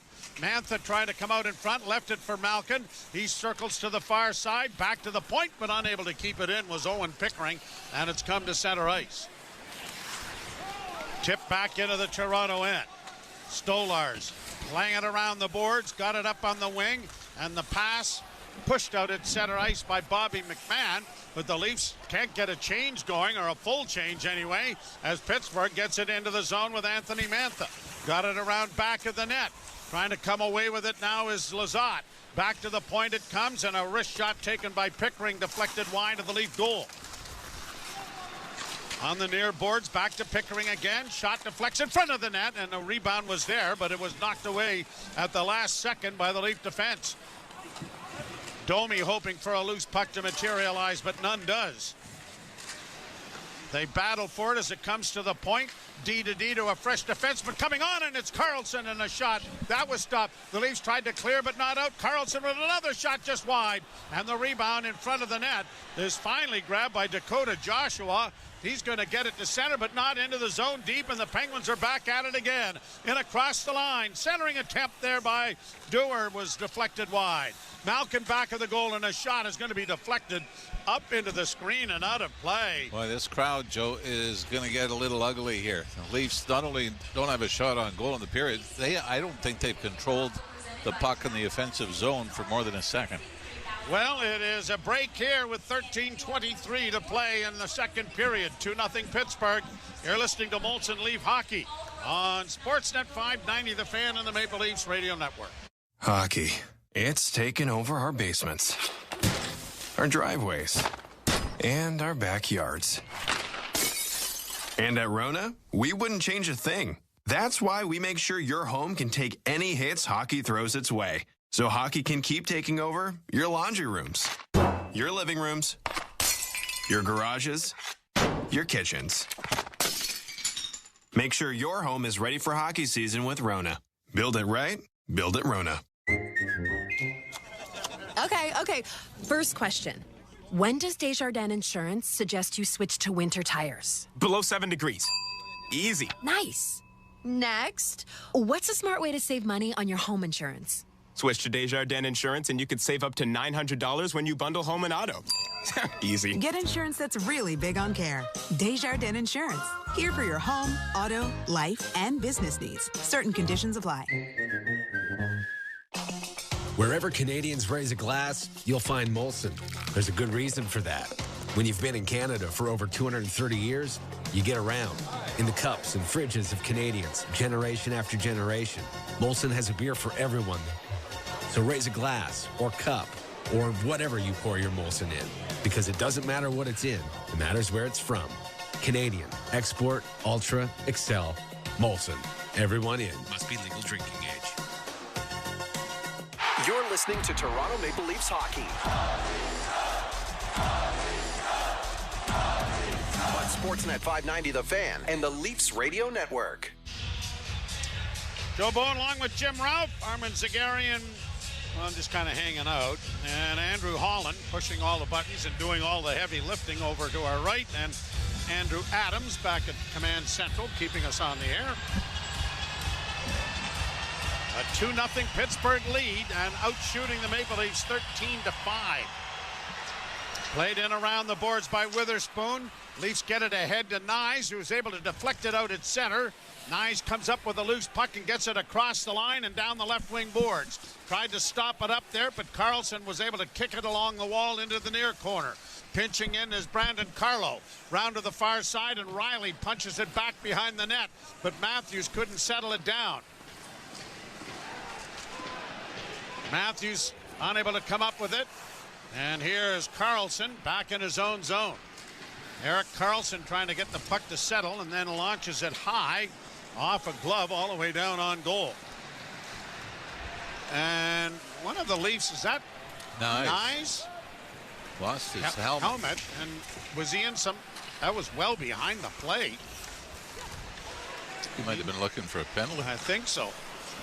Fanning on the pass was Oliver Ekman-Larsson, and it's stolen by the Penguins, and a centering pass just missed Koivunen, who was going hard to the net. The puck in around back of the net into the near corner. OEL ties his man up, but the puck comes free, and the Leafs start out with it with Nick Robertson. Robertson to center with a pass in on the left wing. Cowan trying to go wide on the defense of Letang. In comes Robertson to punch it around on the near boards. And a long lead pass by the Penguins gets it into the Toronto zone, where the Leafs are able to take it back. Myers got it ahead, and Robertson comes through center. Took a bit of a hook, then got a shot away and wristed it wide of the net. Goes to the bench. Puck in the near corner, and Cowan couldn't come up with it. The Penguins have it. Ryan Shea gets it out at center to the line and in. Broken up by the Maple Leafs. Brought back now with a pass up at center that goes off Yarncrook down into the zone. Yarncrook crashes into the boards, missing his man. Back on him again, but the puck comes free to Letang, and he's going to airmail it high out and down the ice. And an icing charge, despite the efforts of Sidney Crosby, will come all the way back into Pittsburgh territory. 11:19 left to play in the period, and the Leafs have still not had a shot on goal in this second period. And then we saw again, and Craig Berube had to do this a number of times this year, load up the first line as Willie Nylander out with Matthews and Matthew Nyes again. Robertson started the game with the league captain and Nyes, but Craig Berube searching for something, anything. Get a spark going, and the puck comes back to the blue line. Nylander able to keep it in. Couldn't get around Crosby, and it'll be flipped to center ice by the Pittsburgh captain. The Leafs sending it right back in over the line.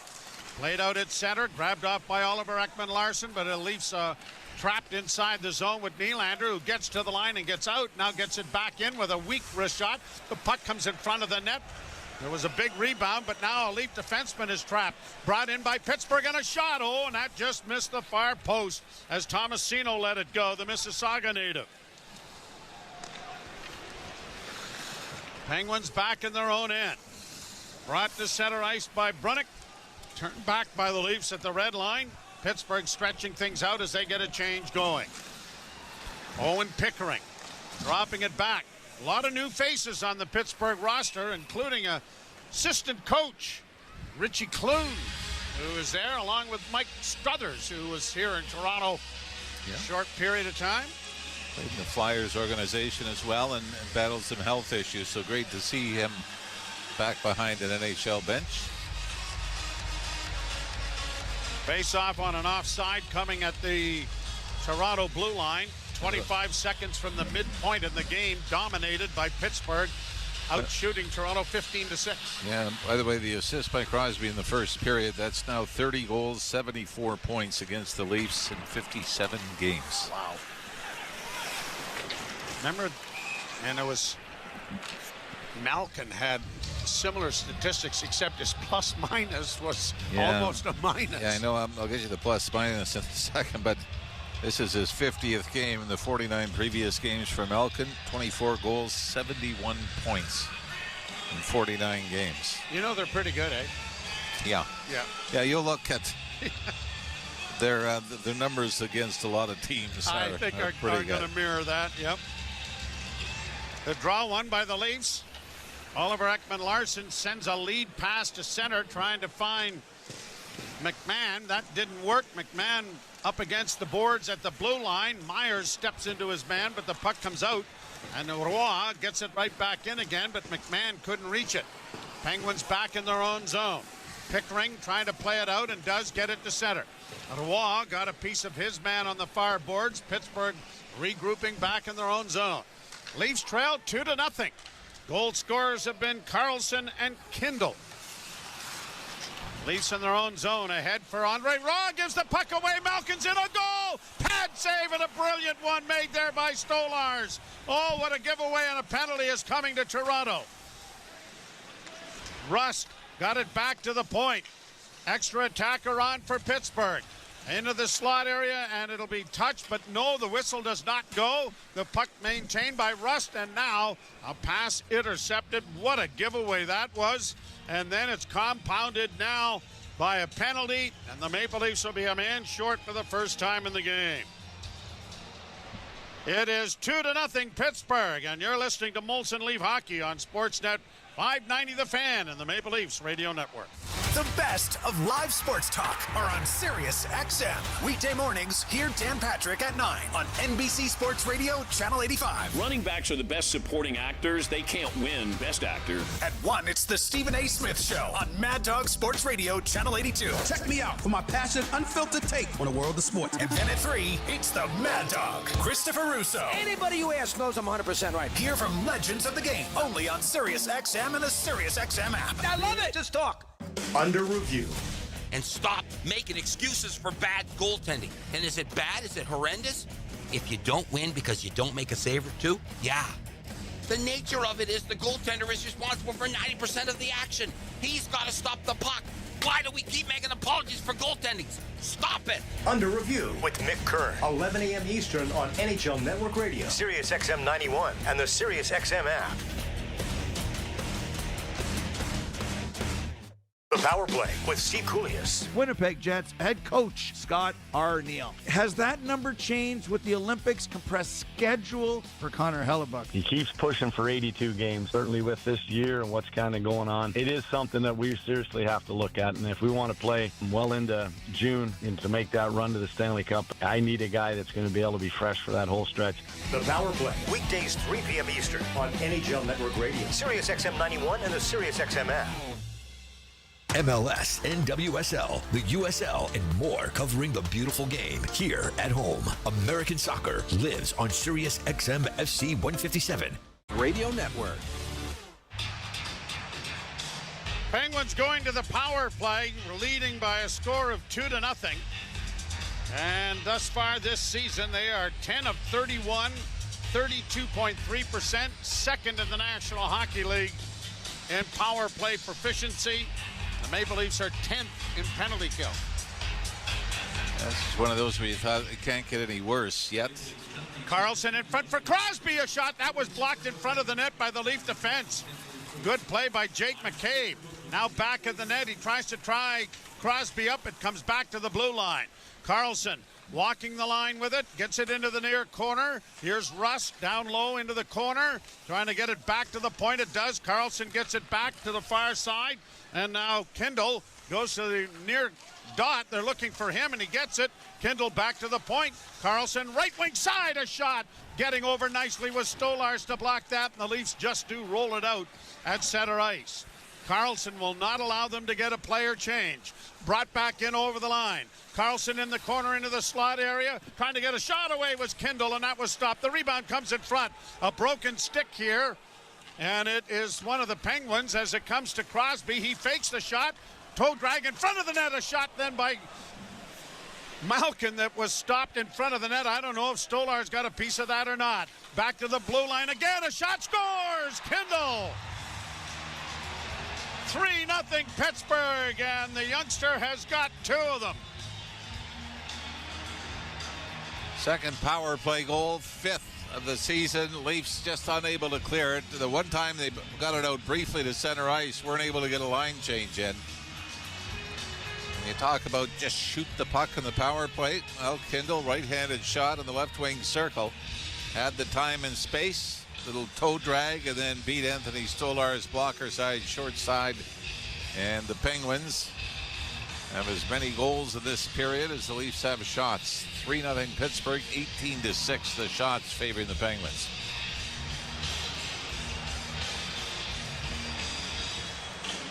You know, it's funny, going back and looking, Tristan Jarry, let's say it right now, with the shutout going for the Penguins. When the Leafs had that stretch, 227 games without being shut out, it started game after Tristan Jarry shut the Leafs out here, November 21st, 2021. Oh, really? And ended Craig Brubaker's first game behind the bench. Sam Montembeault in Montreal, a 1-0 win for the Canadiens. Leafs play it down into the Pittsburgh zone. Hit by Blais, turns the puck up on the far wing. Leafs can't keep it in. When they do get it at center, they shoot it back in, and a change has started. 7:40 to play in the second period. The Maple Leafs have had one shot on goal. Cross the line, broken up at the blue line, and fed by Yarncrook back out at center ice. Ryan Shea steps up at the red line and pumps it down into Toronto territory.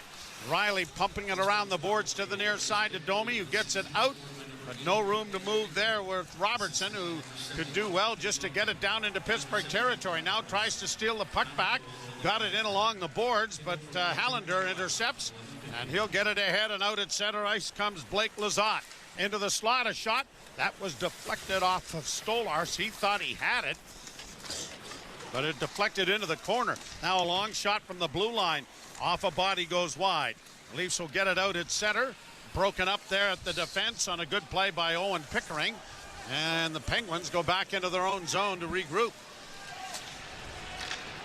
Down into the Toronto zone off a stick, and Stolarz will play it off into the corner, and Myers gets it ahead at center. Tavares, or excuse me, not Tavares, but Joshua gets it down into the offensive end, but the Penguins are quick to get it right back out again. Only a misfiring pass here is going to turn into an icing. And the Leafs, is this the first offensive face-off they've had in this period? I think no, Matthews had one earlier when they threw Nyes and Willie Nylander out. All right, it's the second one then. Well, I still don't think that's a big enough deal to make a difference. No. The way this game has gone. Draw one by Toronto. Wrist shot from the point was blocked by Brian Rust, and the Penguins launch it high to center ice. 3-0 Pittsburgh here in the period. A giveaway, and Malkin has it again. Pass in front of the net, deflected wide by McCabe. Around back of the net for Crosby. Back to the point, it comes D to D. Near side, Witherspoon with a shot, and a stop made, and now we get Malkin and McCabe shoving with one another. That's pushed up against the end boards. No one has dropped a glove in the dispute. Kindle from Malkin and Rust is the scoring play on the power play that makes it 3-0 here in the second period. Yeah, tack that one on to another point for Evgeny Malkin. Like we said, as we're talking, you know, his numbers against the Leafs now, that's point number 72 in 50 games career against Toronto. So let's dive into what the plus minus is. But as we saw there, it's been pretty good on the power play. Yes, and that's where a lot of it has come about. Actually, Evgeny Malkin is minus 11. Despite those numbers. How can you do that? I mean, over 70 games, it's probably not horrible. But yeah, it's strange. The problem is when you see the numbers, how many points he has accumulated. Again, I think a few of them have been on the power play. The Penguins shoot the puck into the Toronto zone. Down the boards, Koivunen trying to dig it free for Pittsburgh. Nylander is able to free it up, and Benoit skates it out at center. He's got Nyes with him. He knocks it down into the corner. Nyes got there first. The puck comes free. Oliver Ekman-Larsson thinks better of pinching. probably a good decision because the Penguins have taken advantage of such things as they bring it in on the left wing side. Letang works into the corner. Veteran defenseman sends it around on the far wing. A centering pass. Intercepted. Maple Leafs will play it out at center. Now an odd man rush developing. Left wing side, a shot. And that was blocked as Matthews broke in. And the puck comes out in front. No one home, and Koivunen is able to get it out at center ice. Got it ahead for Thomas Novak. Novak with the Leafs and the Penguins trying to change. The puck comes to center. Long shot stopped there by Stolars as the Leafs couldn't get it out. And a pretty good hit on the far boards on Tomasino as the Leafs finally do get it to center. Brought right back in again by Lizotte. Riley was able to play it around the boards for Nyes. Nyes pushes it ahead for Domi. Domi got by one to get it ahead, and it is knocked into the zone then by Calle Yarncrook. Yarncrook couldn't get there to get to the puck. Penguins chopping it out, and at center ice it's played in over the Toronto line. Jake McCabe striding back, got away there from Malkin's forechecking, and a lead pass to center looking for Blais. That didn't work, and the Penguins sent it back just inside the Toronto zone. Now the Leafs have sent it the length of the ice, and an icing call with 4:11 coming here in the period. The Leafs have had just 2 shots on goal in the period. The last one from Morgan Riley, who jumped into the rush. Might be their best scoring opportunity of the game. 13 for the Penguins in this period. And this building is numb. You can't blame injuries either, because the Penguins have some rather significant injuries of their own that they're dealing with. Rickard Rakell, this is the second game he's missed. Matt Domba. Pass into the corner, far side. Leafs unable to secure it. Penguins working it back at the net, coming out in front. Good intercept by the Leaf defense, and Robertson is able to backhand it out.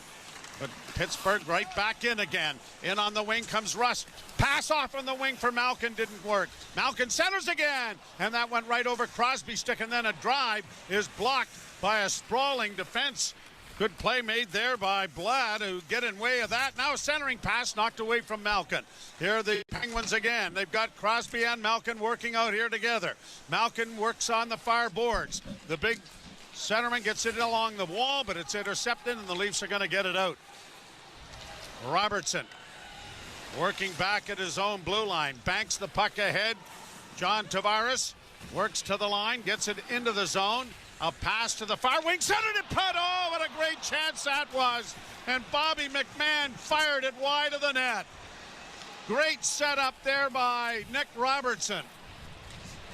And Bobby McMahon got all of it, but he missed the net by about half a foot. That's 8 straight coming into this one. Bobby McMahon without a goal or a point. Penguins, Hallander in over the line. Flips it into the near corner. Cut off there. The Leafs cut off the cycle, and Matthews starts back. Up ahead for Nylander. Nylander to the line, back in for Matthews. Matthews, a little toe drag move, and the shot was kicked away by Tristan Jarry. And a penalty coming here. Boy, I think Nylander's going to get called for tripping. He came in behind the Pittsburgh player. Was that Rust that went down? Nylander's going to argue that he was playing the puck. Officials are going to argue it doesn't matter. So just when the Leafs looked like they were starting to generate some kind of energy and some chances, boy, yeah, this might have been an easy takedown. But the Leafs are going to pay the price. You're listening to Molson Leaf Hockey on Sportsnet 590 The Fan and the Maple Leafs Radio Network. Heard of Uline? You know, the have-it-all in stock, ready to deliver shipping and industrial supply specialists. The company that does things for you that are unheard of, like keeping 41,000 items in stock in our own warehouses. With customer service reps on the line to get you what you need when you need it 24/7, 365 every time. Maybe you heard it here first. Want to hear more? Visit uline.ca. ULINE, your shipping and industrial supply specialists. Bet365 is partner of the NHL. Must be 19 or older, Ontario only. Please play responsibly. If you or someone you know has concerns about gambling, visit ConnexOntario.ca. T&Cs apply. Wherever Canadians raise a glass, you'll find Molson. There's a good reason for that. When you've been in Canada for over 230 years, you get around. In the cups and fridges of Canadians, generation after generation, Molson has a beer for everyone. So raise a glass or cup or whatever you pour your Molson in, because it doesn't matter what it's in, it matters where it's from. Canadian, export, ultra, excel, Molson. Everyone in. Must be legal drinking age. This is Toronto Maple Leafs hockey. Johnny Torino, and the Leafs lead 1-0. On Sportsnet 590 The Fan and the Leafs Radio Network. Aren't many hockey players from South Africa. But Harrison Brunnick, I guess, arrived in North America when he was 2 years old. Found hockey to be something to enjoy, but hails from South Africa. As a point shot on the power play. Goes off a body and wide. Back of the net for Crosby. Banks it back for Malkin. Malkin works down to the half boards. Looks in front of the net.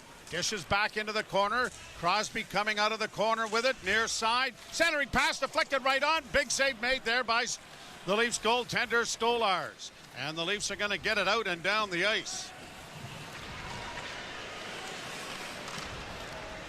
Boy, this Pittsburgh team has had a rejuvenation, haven't they? Well, not much resistance the other way either. No, well, but what they've done so far in this season is a point shot deflects wide of the Leaf goal, comes to the side of the net. Crosby quickly out in front. Malkin waits and shoots. That has stopped. The rebound is underneath the pad of Stolars, and despite Crosby's efforts and Kindle's efforts to get to the net, it is whistled down by the officials with 1:06 to go in this power play. 3-0 Pittsburgh. We're talking about the injuries for Pittsburgh. Rutger McGrory, Kevin Hayes, Caleb Jones, Ricard Raquel, Jack St. Ivany, and Justin Brazo, who got off to a great start with the Penguins. So, sorry, you can't use the injury card as a reason you're down 3-0 in this game to this opposition. They got a lot of new faces in comparison to what we saw a year ago on this team. They've made a number of changes. But nothing that you said there was the blockbuster signing that's could have put them over the edge. No. I mean, you still have that great core. Is it the core four? Left wing side, Koivunen got it back to the point. Letang over on the right wing side. Back it comes. Koivunen with it. Now a pass to the right wing into the slot area, and a shot is gloved by Stolars and held. 46 seconds left to go in the power play. Shot number 24. And, Anthony Stolars, I don't think you hang any of the 3 goals solely on him. But if not for him, Joe, this is 6 or 7-0 game. He's still come up with some big stops, including here on this second power play for the Penguins. And with 1:12 to go in the period, the Leafs have had just 3 shots on goal. And the Penguins have had 16. Carlson back in his own zone. On to Malkin. Malkin slides through center, drops it off, stolen. Nick Roy trying to outrace Carlson for the puck, but Carlson made a good play to get body position and gets it back in the defensive zone, and now gets it up ahead on the right wing side. A pass deflected there on a good play by the Leaf defender.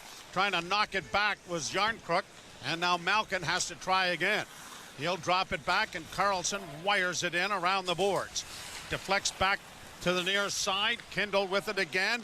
Back to Letang. In front of the net, a shot there that deflected just wide of the net off Brian Rustick. Penalty is over. Nylander back on the ice and brings it in over the line. Trying to get a shot away. Missed the net by about 5 feet. And it comes to center where Malkin will coolly get to the red line and dump in and then head for a change. 9 seconds left to play in the period. Nylander looking for Nick Roy, who got hauled down. Wow. No call there by the officials. And the fans. That was a pretty good hack by... It really was. But no response from the boys with the armbands. At any rate. That was a disappointing thing. You're down 2-0 after the first period. You think, okay, you got to come out, you got to push. You got to get back into this game, and the Leafs were absolutely dominated in period number 2. If there is a bright spot, it could be a lot worse than 3-0. How's that a bright spot? Well, if it was 8-0, I would say that is worse than 3-0. That's good math. He's handled that extraordinarily well. Let's call it the highlight of the night. Yes. 3-0 Pittsburgh after 40 minutes. We'll step aside and send it off to Ailish Forfar and Justin Cuthbert. You're listening to Molson Leaf Hockey on Sportsnet 590, The Fan and the Maple Leafs Radio Network. The biggest names in the game. Trying to get behind, wrist the line, and walks in, put it between his legs, shoots it, score! NHL play-by-play on SiriusXM. Hockey lives here. Suzuki sweeps it. There's a chance. Rebound, Caulfield shoots and scores. NHL play-by-play on SiriusXM. Join me, Scott Laughlin, and Gord Stellick, along with former NHLer Mike Johnson for NHL Morning Skate. Weekday morning, 7 a.m. Eastern on NHL Network Radio, SiriusXM 91. Under review. And stop making excuses for bad goaltending. And is it bad? Is it horrendous? If you don't win because you don't make a save or two, yeah. The nature of it is the goaltender is responsible for 90% of the action. He's got to stop the puck. Why do we keep making apologies for goaltending? Stop it. Under review with Mick Kern. 11 a.m. Eastern on NHL Network Radio, SiriusXM 91, and the SiriusXM app. The Power Play with Steve Koulias. Winnipeg Jets head coach Scott Arniel. Has that number changed with the Olympics compressed schedule for Connor Hellebuck? He keeps pushing for 82 games, certainly with this year and what's kind of going on. It is something that we seriously have to look at. And if we want to play well into June and to make that run to the Stanley Cup, I need a guy that's going to be able to be fresh for that whole stretch. The Power Play, weekdays 3 p.m. Eastern on NHL Network Radio, SiriusXM 91, and the SiriusXM app. We deliver the NHL.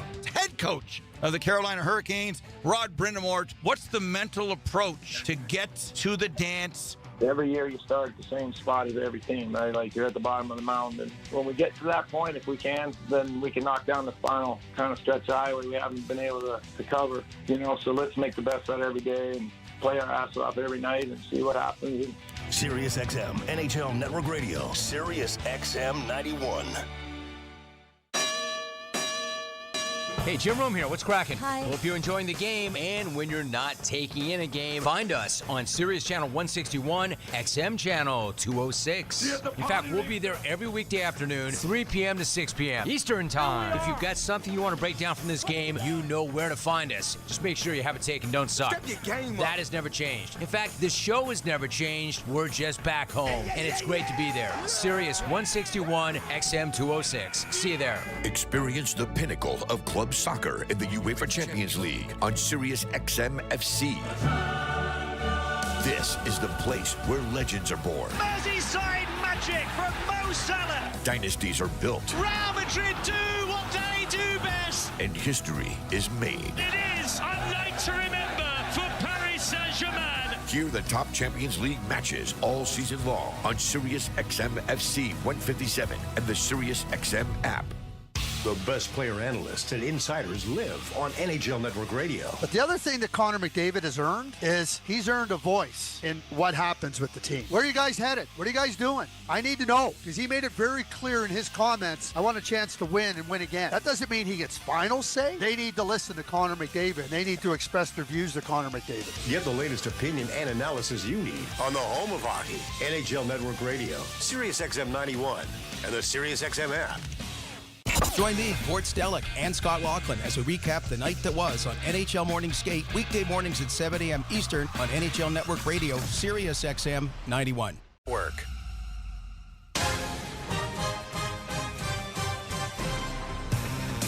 Welcome back to Molson Leafs Hockey on Sportsnet 590, The Fan and the Maple Leafs Radio Network. 3-0 lead for the Pittsburgh Penguins after 40 minutes. Ailish Forfar, Justin Cuthbert here.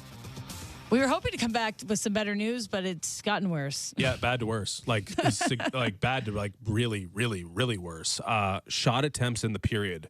35-7. Sounds like a football score. 35-7 shot attempts in favor of the Pittsburgh Penguins. Mind you, the Leafs entered the second period trailing by 2. So they've had 20% of the total attempted output in that second period compared to a young team that is not supposed to be winning hockey games. Not a single high-danger scoring chance in the period for the Toronto Maple Leafs.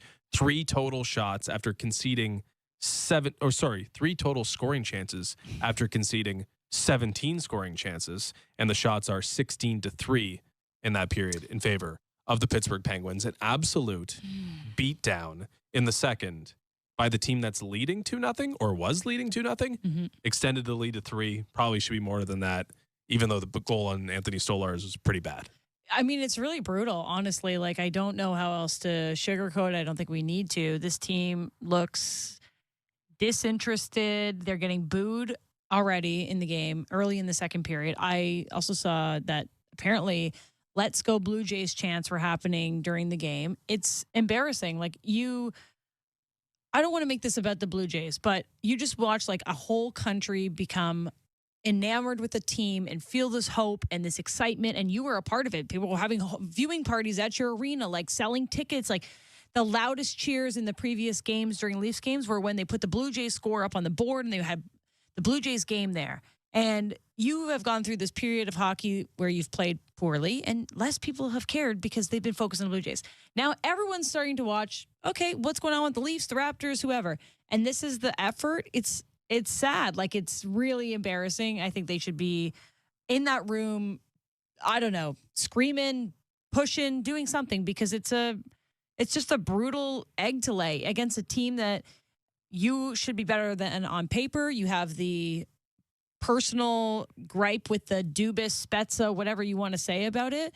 And your fans want something to cheer about now that they just had the most devastating loss since your last loss in Game 7 on Saturday night. And it's just, they didn't show up. Yeah, they were given basically all the clearance in the world to have an objectively mediocre month, and they took it. But the free time, the free reign is over. Yeah. Like, the focus is now going to be on the Toronto Maple Leafs and, as you mentioned, the Toronto Raptors as well. There's no more protection, no more meat shield. The warts, and there seems to be plenty, are going to be fully exposed for everyone to nitpick and pull their hair out over.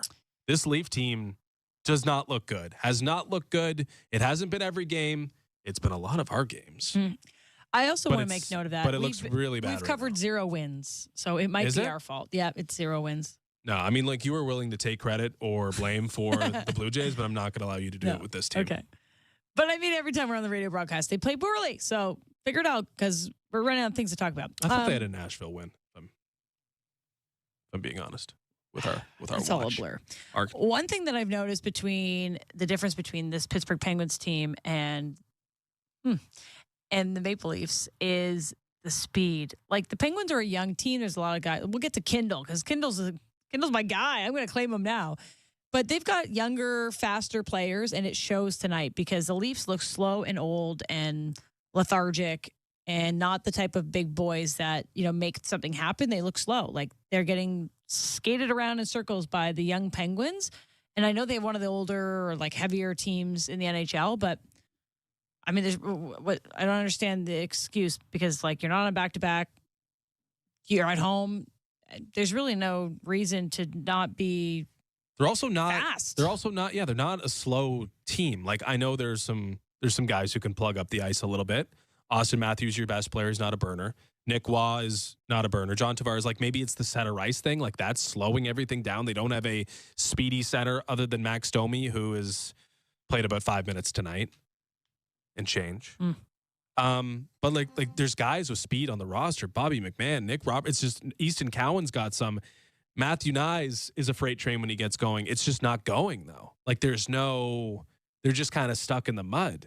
Is it a paralysis by analysis, thinking about where you should be rather than just naturally playing? Like, you can't even. But when you have one shot in a second period where you're trailing well beyond the first or the halfway point of the period, like, there's not really an explanation for it. Fast, slow, whatever. There should be some time spent in the offensive zone creating even the semblance of opportunity, but it's not there. They're just getting absolutely beat down by a team that is a mix of players who probably shouldn't be in the NHL and old guys who may just be playing for the opportunity to play elsewhere, aside from Sidney Crosby, who's never going to leave the Pittsburgh Penguins.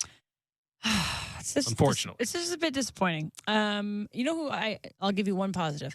One guy that looks like he's playing for something is Nick Robertson. You're giving him that? I've noticed him a few times. How about that?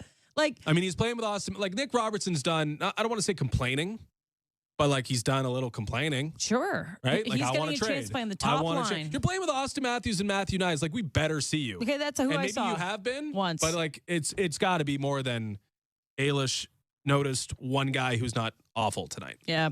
So Armin's down at the game. Producer Armin says the crowd gave them a Bronx cheer when they got their first shot. It was a weak Nylander wrister. So I mean, I'm kind of glad that they're letting him hear it because, you know, you just don't get to no-show all the time at home against a team that you should beat and I guess get away with it quietly. So they're getting told. Let's see how they respond. Let's take a quick break. We'll get a quick break. Get to the out-of-town scoreboard. Has any game even started yet? Yeah, we got one. Okay. And then we'll get you set for the third. You're listening to Most Leafs Hockey on Sportsnet 590, The Fan, the Maple Leafs Radio Network. Hi, everyone. Julie Stewart-Binks here, along with former NHLer Nate Thompson. Join us on Energy Line as we share our takes, stories, and surprise guests every week. Patrick Kane, 3-time Stanley Cup champion. Team USA head coach Mike Sullivan. 6-time Stanley Cup champion Mark Messier. With over 800 NHL games, I know a couple guys. Biz didn't have Twitter. No one knew who he was, so I called Whit, and I'm like, how is Biz? He was like, I'm telling you right now, you're going to hate him. Then he'll be your best friend. Listen on the iHeartRadio app, Apple Podcasts, or wherever you get your podcast. Bet365 is paying out before the final buzzer. Check out Bet365's early payout for NHL hockey. When you bet on a team to win and they take a 3-goal lead, you get paid no matter the final score. And with early payout, you could be on your way to a winning parlay. Early payout, just another reason why it's never ordinary at Bet365. An official partner of the NHL, must be 19 or older, Ontario only. Please play responsibly. If you or someone you know has concerns about gambling, visit connexontario.ca. Terms and conditions apply. With City TV Plus, you can stream more of the shows you love from television's biggest brands. We're going the distance on entertainment. FX, HGTV, Bravo, Food Network, Discovery, ID, and more. It's all killer, no filler. There's a whole lot more drama, more true crime, more lifestyle, more reality. Can I have the crazy pill that y'all took? There's more to stream and more to love. Oh my God, I love it. Get more entertainment with City TV Plus. Start your free trial today at citytvplus.ca. At Desjardins, we speak business. We speak equipment modernization. We're fluent in data digitization and expansion into foreign markets. And we can talk all day about streamlining manufacturing processes. Because at Desjardins Business, we speak the same language you do, business. So join the more than 400,000 Canadian entrepreneurs who already count on us and contact Desjardins today. We'd love to talk business. This week, it's Sunwing's sales event of the year. Really, Doug? The voice? It's who I am. Sunwing Sun Week is on now until November 9th, and it's big. Sunwing Sun Week?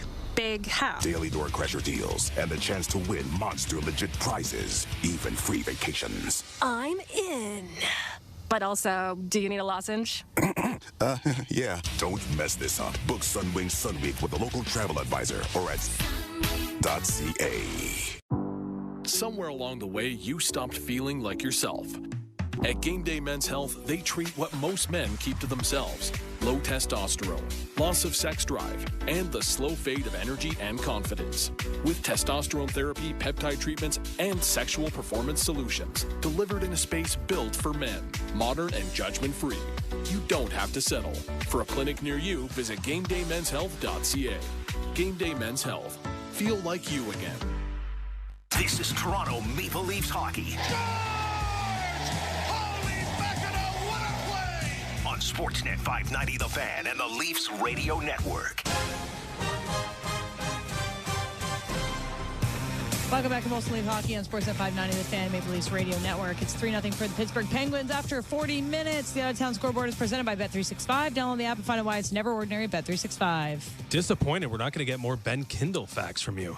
Oh, I have a whole note about I know, Ben but we got to get to the Post-game out-of-town Ben scoreboard. Kindle. It's He might get a hat trick. 1-0. The Oilers lead the St. Louis Blues. Jack Roslovic gets his third with the Oilers in that game. It's 1-1 Canucks and Predators. Evander Kane and Philip Forsberg with the goals for their squads respectively. And still to come tonight, the Blackhawks will be in Seattle to mess with the Kraken. Okay, I have 20 seconds. I met Ben Kindle at the draft combine. His whole family, like elite soccer players. Both parents played pro soccer for the Canadian national team. His dad played for the Vancouver Whitecaps, had 4 caps for the men's national team. His mom was part of the 99 FIFA Women's World Cup team. His younger sister played at the CONCACAF Under-15 Soccer Championship. Ben was like an elite soccer player his whole life until he had to make a decision between hockey, and it looks good tonight because he's got... Hey, on his first goal, he used everything but his stick to score, and that's kind of soccer, right? Everything with the hands. There you go. So we might have got to the bottom of Ben Kindle, who has 2 goals tonight. All right, Joe Bowen and Jim Raffle at the call of the third period. Next, you're listening to Molson Leafs Hockey on Sportsnet 590, The Fan, and the Maple Leafs Radio Network. College basketball is back on Sirius XM. 2 seconds, 1 second. Gone! At the buzzer! Hear the top men's and women's matchups. Crossover and a pull-up. Knocks it down and pumps her fist. Your Sirius XM subscription gets you access to over 250 broadcasts this week alone. Lobs it right hand alley-oop! Find your school's channel at SiriusXM.com/sports or search for your school on the Sirius XM app. Put it up and in! Experience the pinnacle of club soccer in the UEFA Champions League on Sirius XM FC. This is the place where legends are born. Merseyside magic from Mo Salah. Dynasties are built. Real Madrid do what they do best. And history is made. It is a night to remember for Paris Saint-Germain. Hear the top Champions League matches all season long on Sirius XM FC 157 and the Sirius XM app. The best player analysts and insiders live on NHL Network Radio. But the other thing that Connor McDavid has earned is he's earned a voice in what happens with the team. Where are you guys headed? What are you guys doing? I need to know, because he made it very clear in his comments, I want a chance to win and win again. That doesn't mean he gets final say. They need to listen to Connor McDavid, and they need to express their views to Connor McDavid. Get the latest opinion and analysis you need on the home of hockey, NHL Network Radio, Sirius XM 91, and the Sirius XM app. Nothing puts you closer to the action than Sirius XM NHL Network Radio. St. Louis Blues General Manager Doug Armstrong, Alex Steen, speak to where that's at, the succession plan, and he is going to be the manager after this season. You have to know when your expiration date is with the group, and I think it was time to be honest with myself that the organization itself needed to change, and we're excited to have Alex ready to take over. Sirius XM NHL Network Radio, Sirius XM 91. The best hockey lives here. Burns gets it back, stick handles to the backhand, moves in front, score! NHL play-by-play on Sirius XM and the Leafs Radio Network. Maple Leafs, after beating Philadelphia 5-2, find themselves trailing the cross-state rivals, the Pittsburgh Penguins, 3-0. And Pittsburgh is a perfect 5-0-0. When leading after 2 periods, and the Maple Leafs are 0-5-1. And the key to victory is brought to you by Rona. Rona knows the game we love is hard on the home, so make sure your home is ready to take on hockey season. Visit Rona.ca for more details. Build it right. Build it Rona. Well, we thought that build off the defensive performance you had in Philadelphia, only 2 goals against for the second time this season. Only 2 goals against in a game. The Leafs have not been good defensively. It's hard to pick a bright spot out to this point. 25-8 the shots for the Penguins, 3-0 the score. And the funny thing is, when the Leafs started to seem to get a little bit of jump in their game late in the second period, Nylander ends up taking the penalty, and they're going to go in the penalty kill, and lucky to have survived that.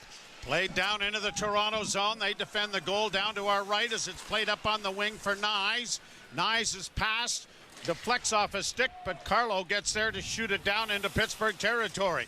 Carlson having difficulties with it. Leafs double team it, play it back to the blue line, but McCabe had gone to the middle of the blue line area and couldn't keep it in. Now Nylander on the left wing for Nyes. Nyes stick handling into the slot, dishes it off on the wing, and a shot taken by Brandon Carlo was fought off by Tristan Jarry.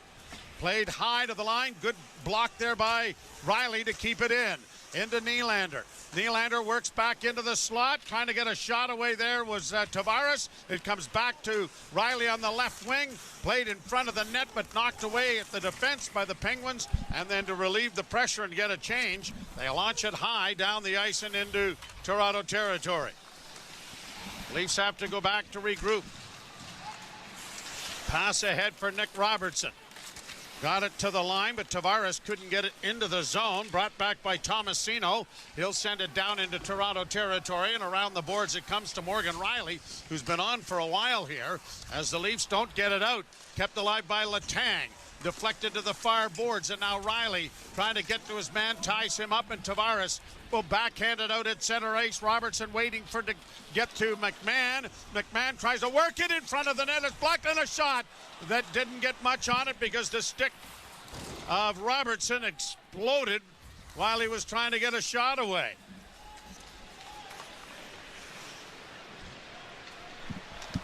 Penguins back in their own zone. Lead pass deflects down on goaltender Anthony Stolarz, who will tuck it aside. Benoit got it up on the wing. Joshua couldn't get it out. Penguins get a turnover. Centering pass blocked by the paddle down play of Stolarz. It comes to the point. Brunick trying to get a shot in, had it blocked, gets another shot. That was just off the mark by the rebound. Oh, and a brilliant save made by Anthony Stolarz to get across and get a glove up and knock that away. Well, that was a fortunate bounce off the backboards, but Anthony Stolarz does his best to keep the Leafs in it here in the third. Played out into the center ice area, and now back into the Toronto zone. Carlo gets it ahead at center, but the Penguins are there, and now they'll attack to the line and brought it in on a delayed. No, it's a turnover, and the Maple Leafs have it again. Brandon Carlo, a pass ahead that went wide and down into Pittsburgh territory. Carlson sends it around the wall. It's going to slide the length of the rink, and an icing call is coming here against Pittsburgh. A little more jump to the Leafs step to start this third period, but their hill is a 3-0 hill decline. As we saw, what a blocker. Saved by Anthony Stolarz. Puck goes wide, short side on his glove side. Off the backboards, and it was like the perfect pass out the other way, and Stolarz had to go post to post and just did get that blocker on it to keep it out. Leafs win the draw. Riley with a pass in front, knocked down by the Penguins and carried by Carlson to center and down into the Toronto end. Carlson is a well-traveled individual after starting his career in Ottawa, and a fairly wealthy one.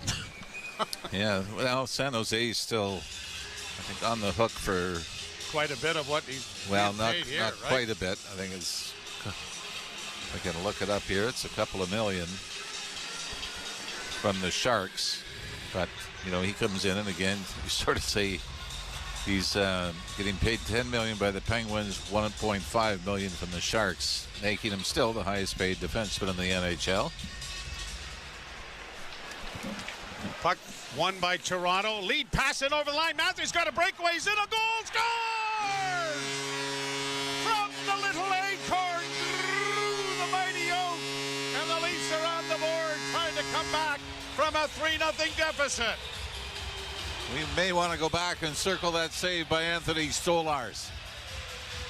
As Austin Matthews, somehow the Penguin defense lose track of him. At the Pittsburgh blue line, Matthews takes the pass that originates in the Leaf end of the ice. As Jake McCabe off the faceoff looks up, and Matthews has some space on the left wing side, walks in, and not much of a release here, Joe. And I think it caught Christian Jarry by surprise as he goes 5-hole. Usually with Matthews, you get that big wind-up, but every now and then he lets it go with hardly even a flinch. Shot down into the Pittsburgh zone. Letang trying to play it out, has it intercepted. Off the boards into neutral ice, but brought back now by Kindle. He has 2 goals on the night as it's played into the Toronto zone. Round back of the net and on the near boards. McMahon couldn't come up with it, but it is played by the Penguins back into their own zone. Shea goes back to retrieve the puck. Ryan Shea starting out of his own territory. A pass through center, deflects off Novak into the Leaf zone. Stolarz pumping it around on the boards. Robertson got it up on the wing, and a pass across the line finds Bobby McMahon in for Riley, and the shot went high and is gloved by Jarry and held for a face-off in the Pittsburgh zone, and the Leafs have already double the amount of shots they had in the second period. Austin Matthews has the Leafs on the board with his 7th. Back-to-back games with 5-on-5 goals for Austin Matthews. Only 3 on the year, but has now scored against Philly and the Penguins in back-to-back contests. Draw in the Pittsburgh zone, won by Toronto. Fed at the boards and fed around back of the net to the near corner. Grabbed there by Riley. Back of the net for Nylander. Nylander centers. Knocked away by Jari at the side of the net as Nyes was there. Nylander trying to dig the puck free out of a maze. Chopped back and now grabbed off by Matthews to the point. Wrist shot well wide. Chopped in front of the net. Knocked down by a backhand shot. Scores! Nylander! It's 3-2!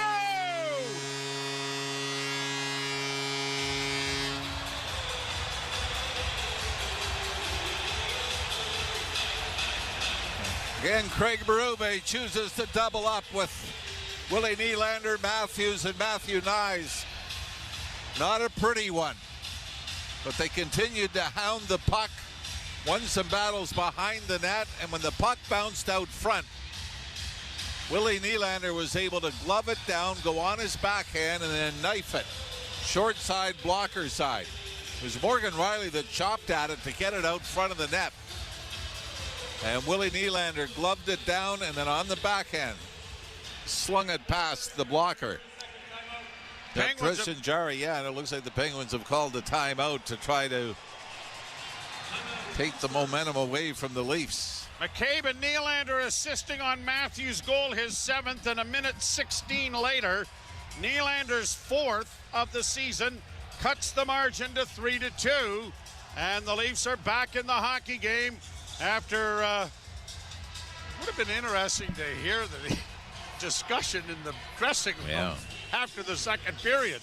But again, I mean, you got to go back to that save Anthony Stolarz made. If it's 4-0, maybe all of this doesn't happen. By the way, for Willie Nylander, I know missed some games with an injury of late, but in his last 7, that's now 3 goals and 13 points for Nylander, and we may need him to get another one for the Leafs to complete this comeback. They've also got to be better in their own end. But Dan Muse, first NHL head coaching job, has been an assistant in the NHL with the Rangers and the Nashville Predators. Was an assistant coach in the with Yale from 2010 to 2015. You got to be pretty smart if you're there, you know. Played out and down into the Toronto zone. The only place he was a head coach was in the USHL with the Chicago Steel. Off a skate, it comes out at center ice. Here's Pittsburgh in across the line. Mantha works it around to the far boards, and it is poked out at center ice and then down into Pittsburgh territory by Dakota Joshua as the Leafs are changing. Tavares line coming over the boards. Pass intercepted and cleared back at center, and now here's a chip pass by Tavares, and across the line Robertson trying to follow up on the play.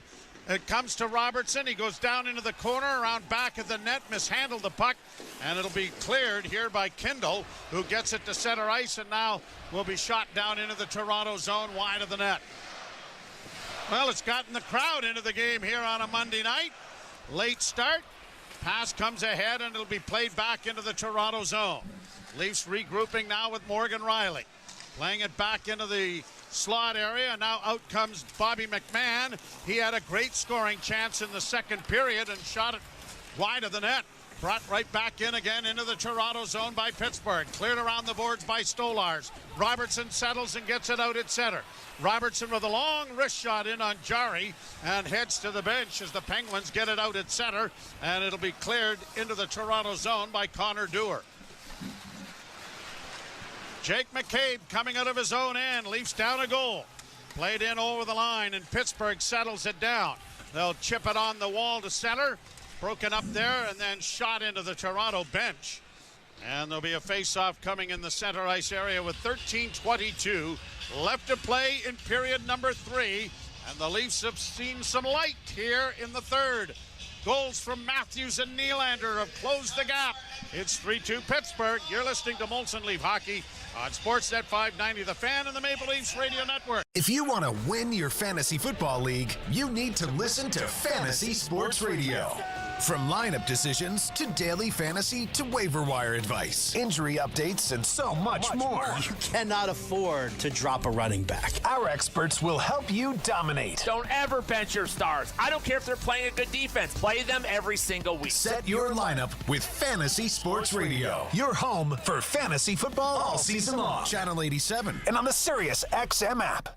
Experience the pinnacle of club soccer in the UEFA Champions League on Sirius XM FC.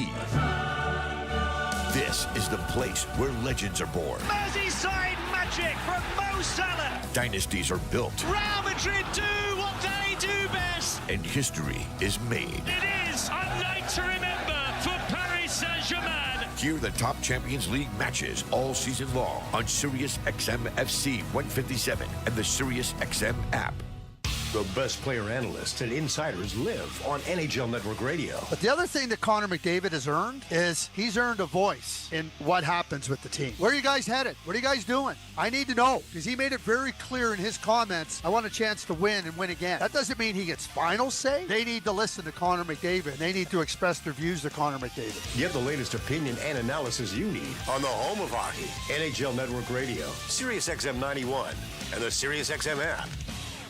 Join me, Gord Stellick, and Scott Laughlin as we recap the night that was on NHL Morning Skate, weekday mornings at 7 a.m. Eastern on NHL Network Radio, Sirius XM 91. Radio Network. Willie Nylander with a goal and an assist. Maple Leafs back into the game, and so's the crowd. Scotiabank Arena, it's 3-2. Penguins will chip it into the Toronto end. Icing indicated, though, and it'll be brought back into the Pittsburgh zone. So much more time than maybe the Leafs thought that they would have to mount the comeback. Usually the goal is try to get one in the first 5 or 6 minutes, right? And Leafs were able to bang in a couple to get back to within one. And probably the surprising thing is how the Austin Matthews goal, Pittsburgh's have been so good at not allowing chances off the rush. Leafs win the draw. A shot by Oliver Ekman-Larsson went wide. Matthews back at the net, trying to come out in front. Oh, and he had Nyes there. Was just out of the reach. Then Nylander with the drive and scores! Holy mackerel! They tied the game! Willie Nylander with a blast from the slot, and it is 3-3.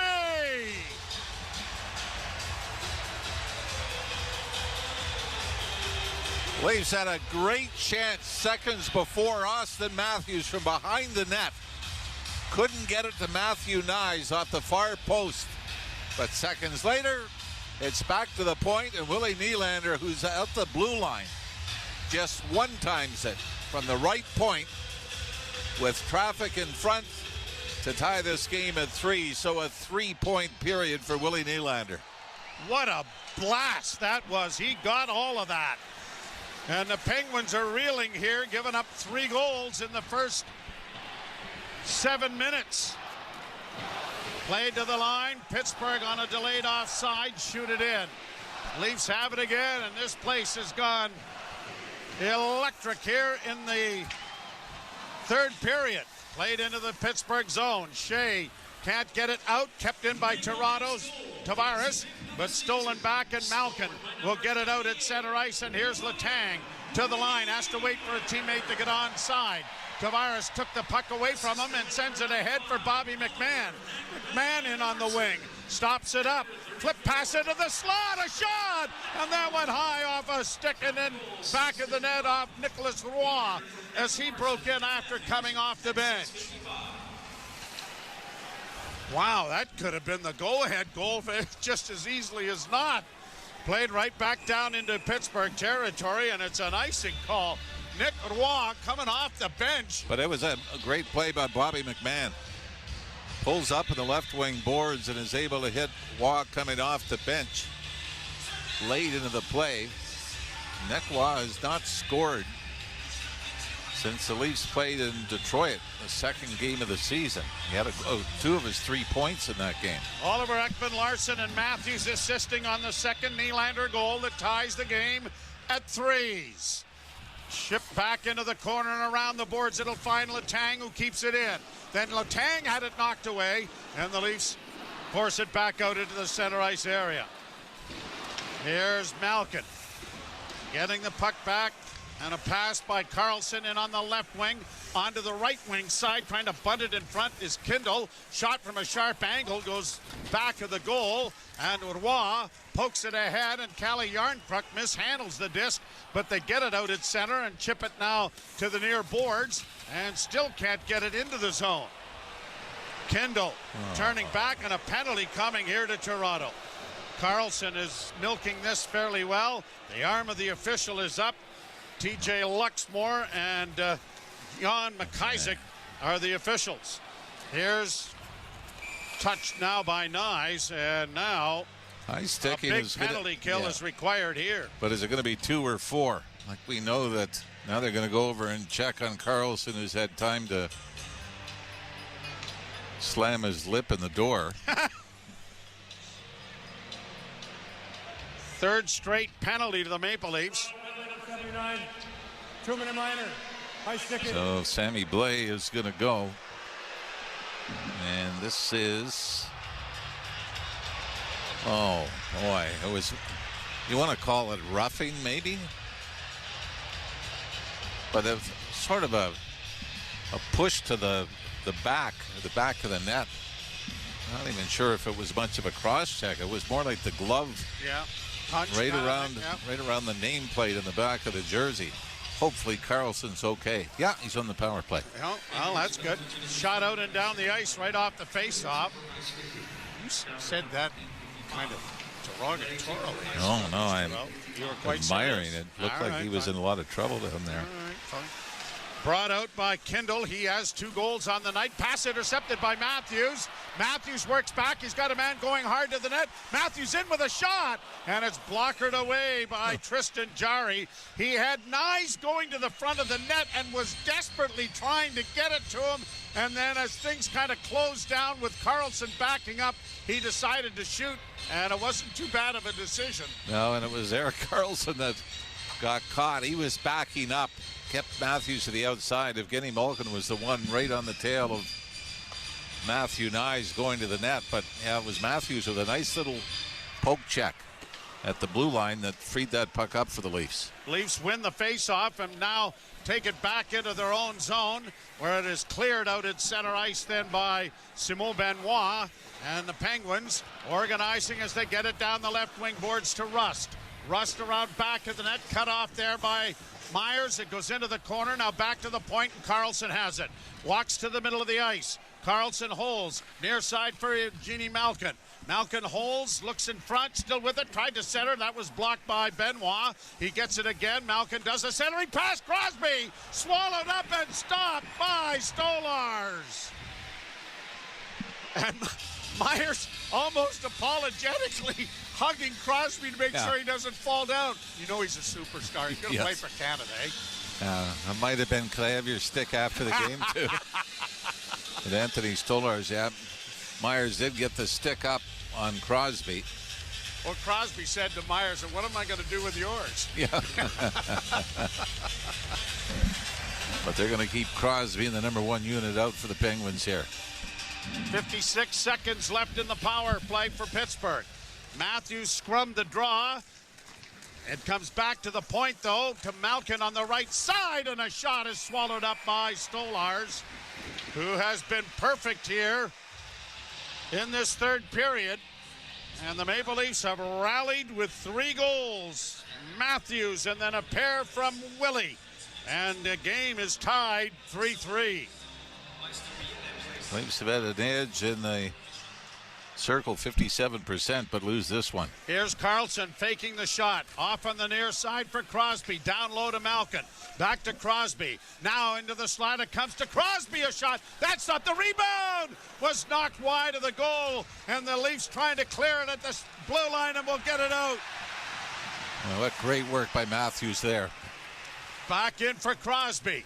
Chased there by Nyes. Back to the point to Carlson. Carlson's pass was blocked, and Matthews is able to knock it further into the center ice area to allow a change of players. 13 seconds left in the penalty. Game tied 3-3. Brought to the line and in. Crosby on the right wing side, top of the circle, saucers it back to Carlson. Walks the line with it to Malkin on the near side. The penalty door opens. Blaze back on, and the Leafs turn the puck over. And a tired group of Penguins as the Leafs get it in over the line. Yarncrook couldn't do much with it as it rolls to the side of the goal, and Pittsburgh will control and get a much-needed change. Letang back in his own zone. 8:45 to play third period. The Leafs have rallied from a 3-0 deficit to tie the game. Pittsburgh in over the line. Far side and swatted along the boards by Koivunen. And it's to the near boards for Letang. Stood up by Joshua. Joshua gets the puck free, and the Leafs get it out at center. A pass for Domi went off a stick and into the zone. Max comes away with the loose puck. Got it back of the net. Joshua banks it back to the blue line. Wrist shot coming and a pad save made by Tristan Jarry and a lead pass. Penguins with a break in. Big save made by Stolarz. Going to the net hard was Mantha. It comes in front. Stolarz down again, and he covers up. Benoit did a great job getting back on the partial breakaway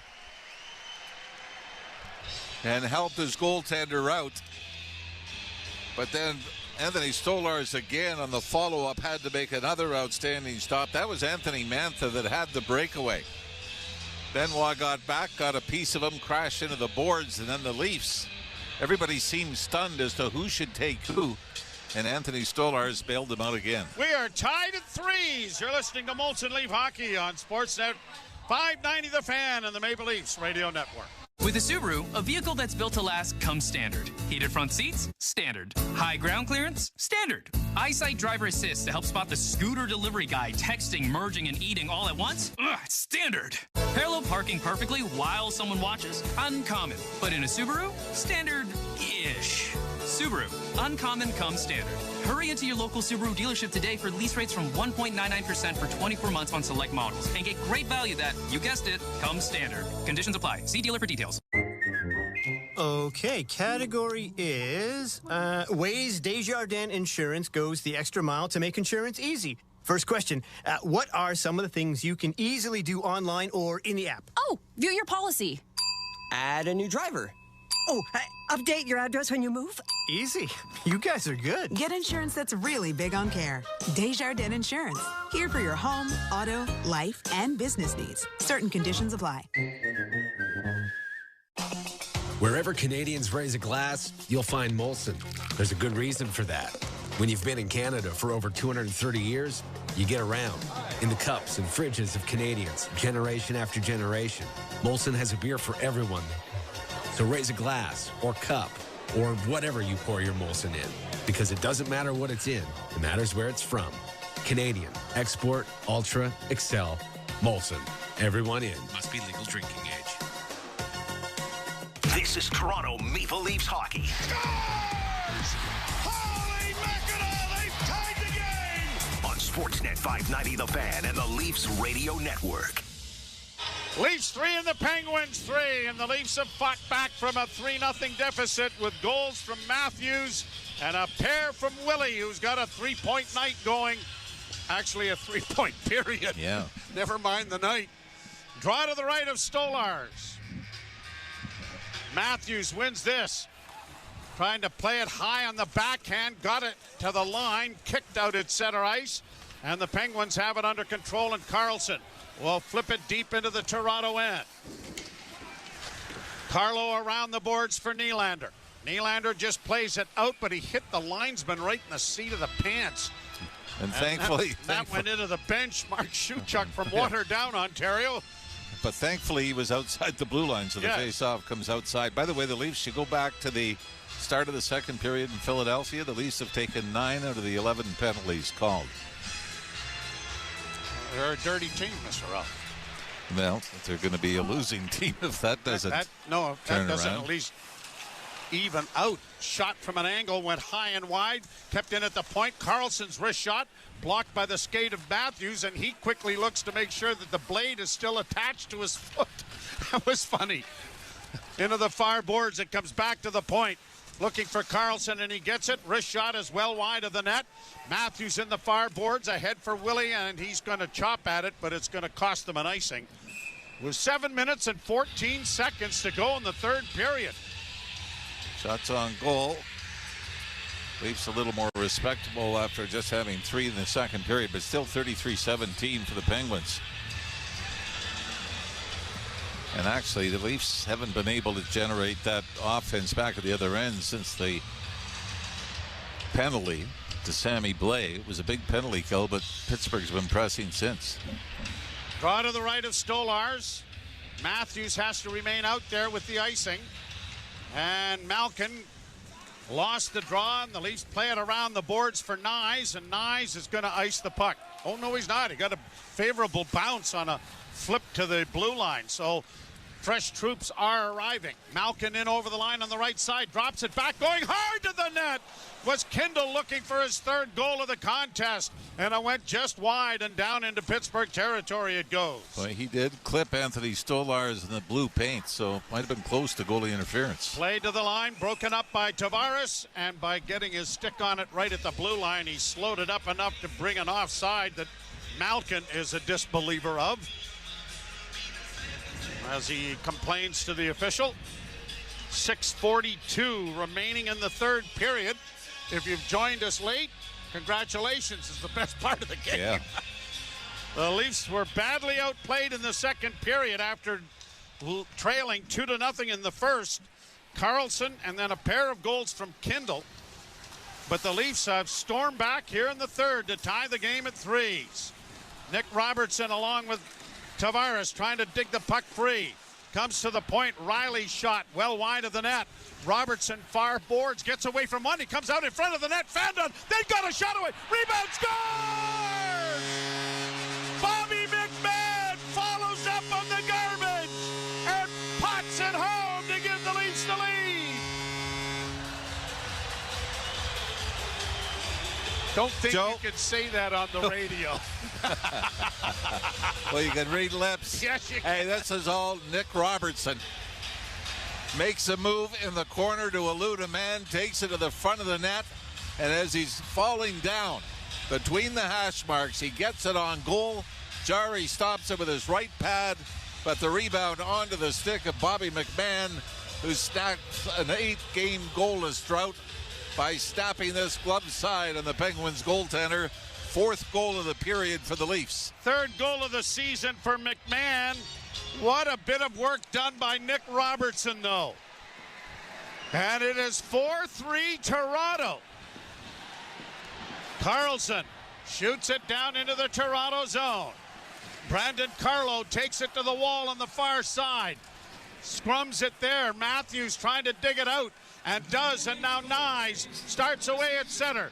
Jumping into the rush then was McCabe, but it's shot into the zone, and McCabe pulls back.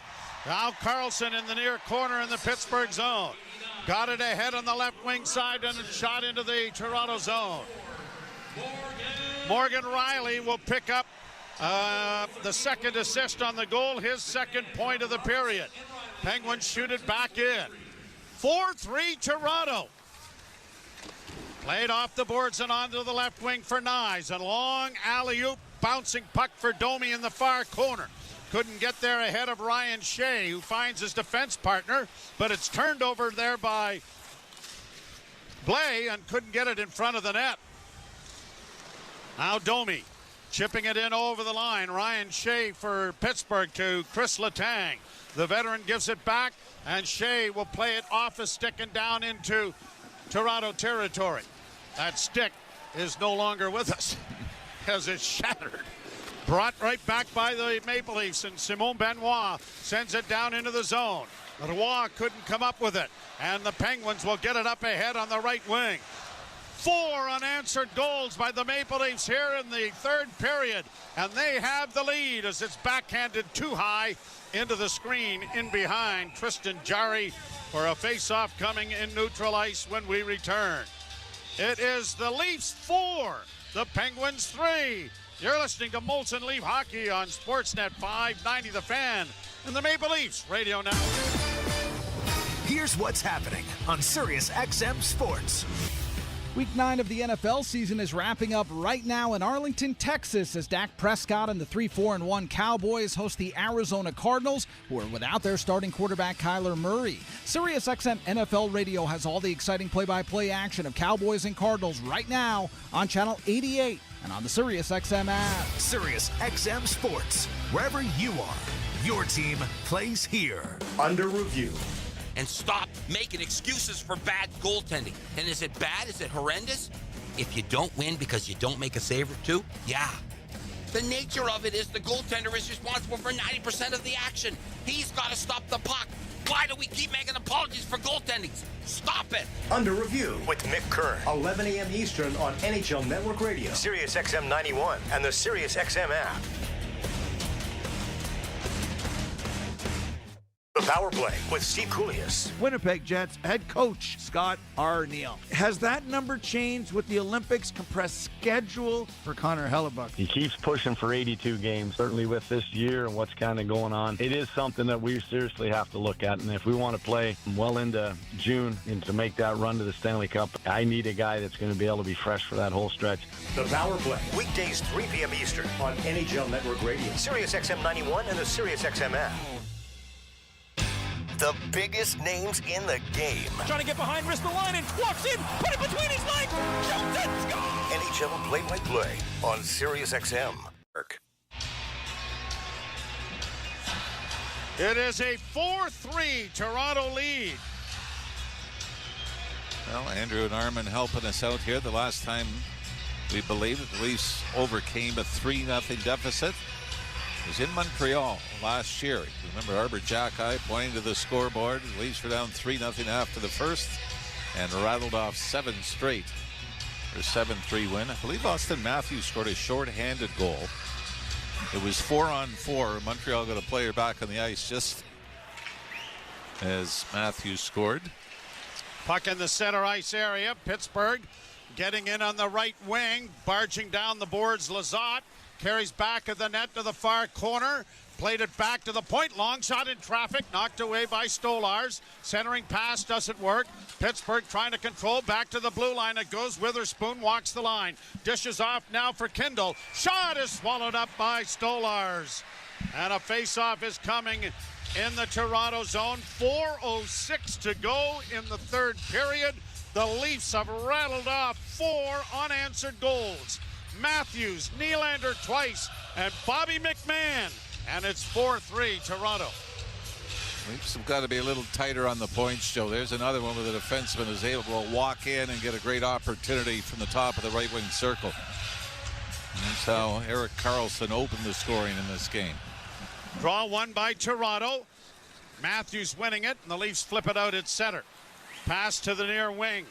Rust couldn't come up with it. Following up on the play, Letang. That goes off a skate of Nyes and back into Pittsburgh territory. We're under 4 minutes to play. Pass almost intercepted by Nylander, but played ahead.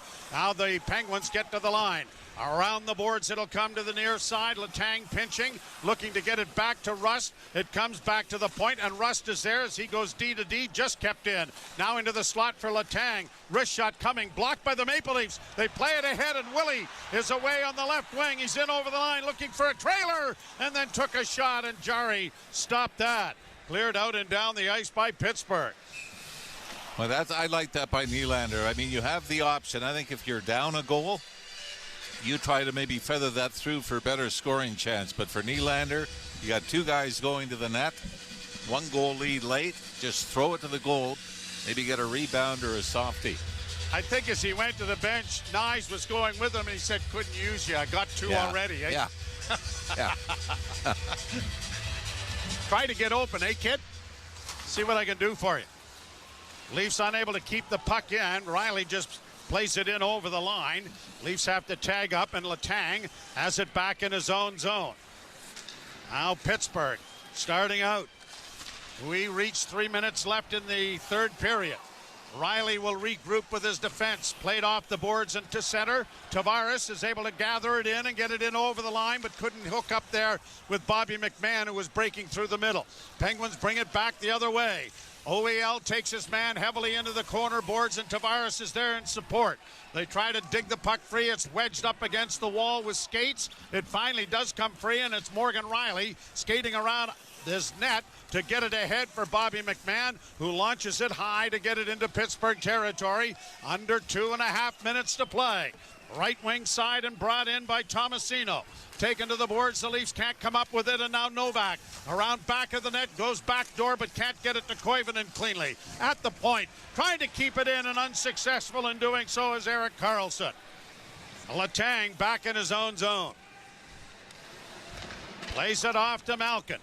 Goaltender Jari edging towards the bench, and as it's covered up here by Stolarz on a bounce in, I would assume that Tristan Jarry is headed to the bench for an extra attacker, and the Maple Leafs have 2 minutes to try to work their magic here after rallying from a 3-0 deficit to take the lead 4-3. Remember, the Penguins have already used their timeout.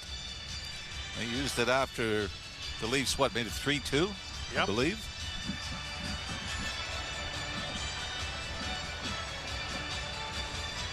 Draw to the left of Stolarz. Tavares to take the face-off against Crosby. And Crosby wins it cleanly. It's back to the point, kept in by Karlsson.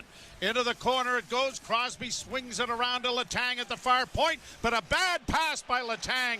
Karam's out at center ice. Penguins have to clear. Rattled back into the zone by Karlsson. Back of the net, into the corner it goes, played by Kindle, back to the point. Karlsson holds near point. Back to the far side it goes. He gets it into the slot once more, to the near side to Malkin. Malkin shooting! Knocked down and cleared into the corner. That bounced off goaltender Stolarz, and it comes back to the point. Karlsson to the far side, a shot. That is blocked by a sprawling Brandon Carlo, who's limping to get up. Kept alive by Pittsburgh. Into the near side now for Malkin. Down low, centering pass. Trying to get a shot away was the backhand there of Kindle, but it was blocked. Kindle after it on the far boards, gets it back to the blue line. Karlsson with a minute to go in the third. Shooting off a leg, goes wide. Trying to get to it is Rust. Spun around there by Brandon Carlo, who's got to be limping here because of that blocked shot. It comes to the side of the goal, and it's knocked in front of the net. The Leafs get it free. Nylander breaking. Nylander down the left wing. The hat trick is there, but he couldn't control the puck. Well, 40 seconds ago should have been a penalty. Yeah, that was a pretty good hold. Leafs win the battle at center, but it's brought in now by Crosby. Knocked away from him by Benoit, who glances at the clock to see 30 seconds left. Pittsburgh in again on the right side. Kindle holds back to the blue line to Karlsson. Return to Kindle. Kindle to Karlsson again. Karlsson with 18 seconds at the blue line, still with it. Works to the right wing side to Kindle at the half boards. Back to Karlsson, 12 seconds. Guys trying to hang on here. The Penguins at the blue line. On the far side, a shot kicked away by Stolarz. 3 seconds left. They're on the wing, and it's going to be over. Holy mackerel, they hang on after a marvelous comeback against Pittsburgh. 4 unanswered goals. The Leafs a winner 4-3. The damage comes in a 10-minute, 12-second span in the third period. But when it's said and done, Joe, we go back to that save Anthony Stolarz made early in the third period. Took an empty net goal away. Going post to post, gets his blocker on it. Didn't seem like much at the time. But shortly after, Austin Matthews made it 3-1. Then Nylander with a pair, and eventually Bobby McMahon with the winner. And then, on the penalty kill and the late push by the Penguins in the third period, Anthony Stolarz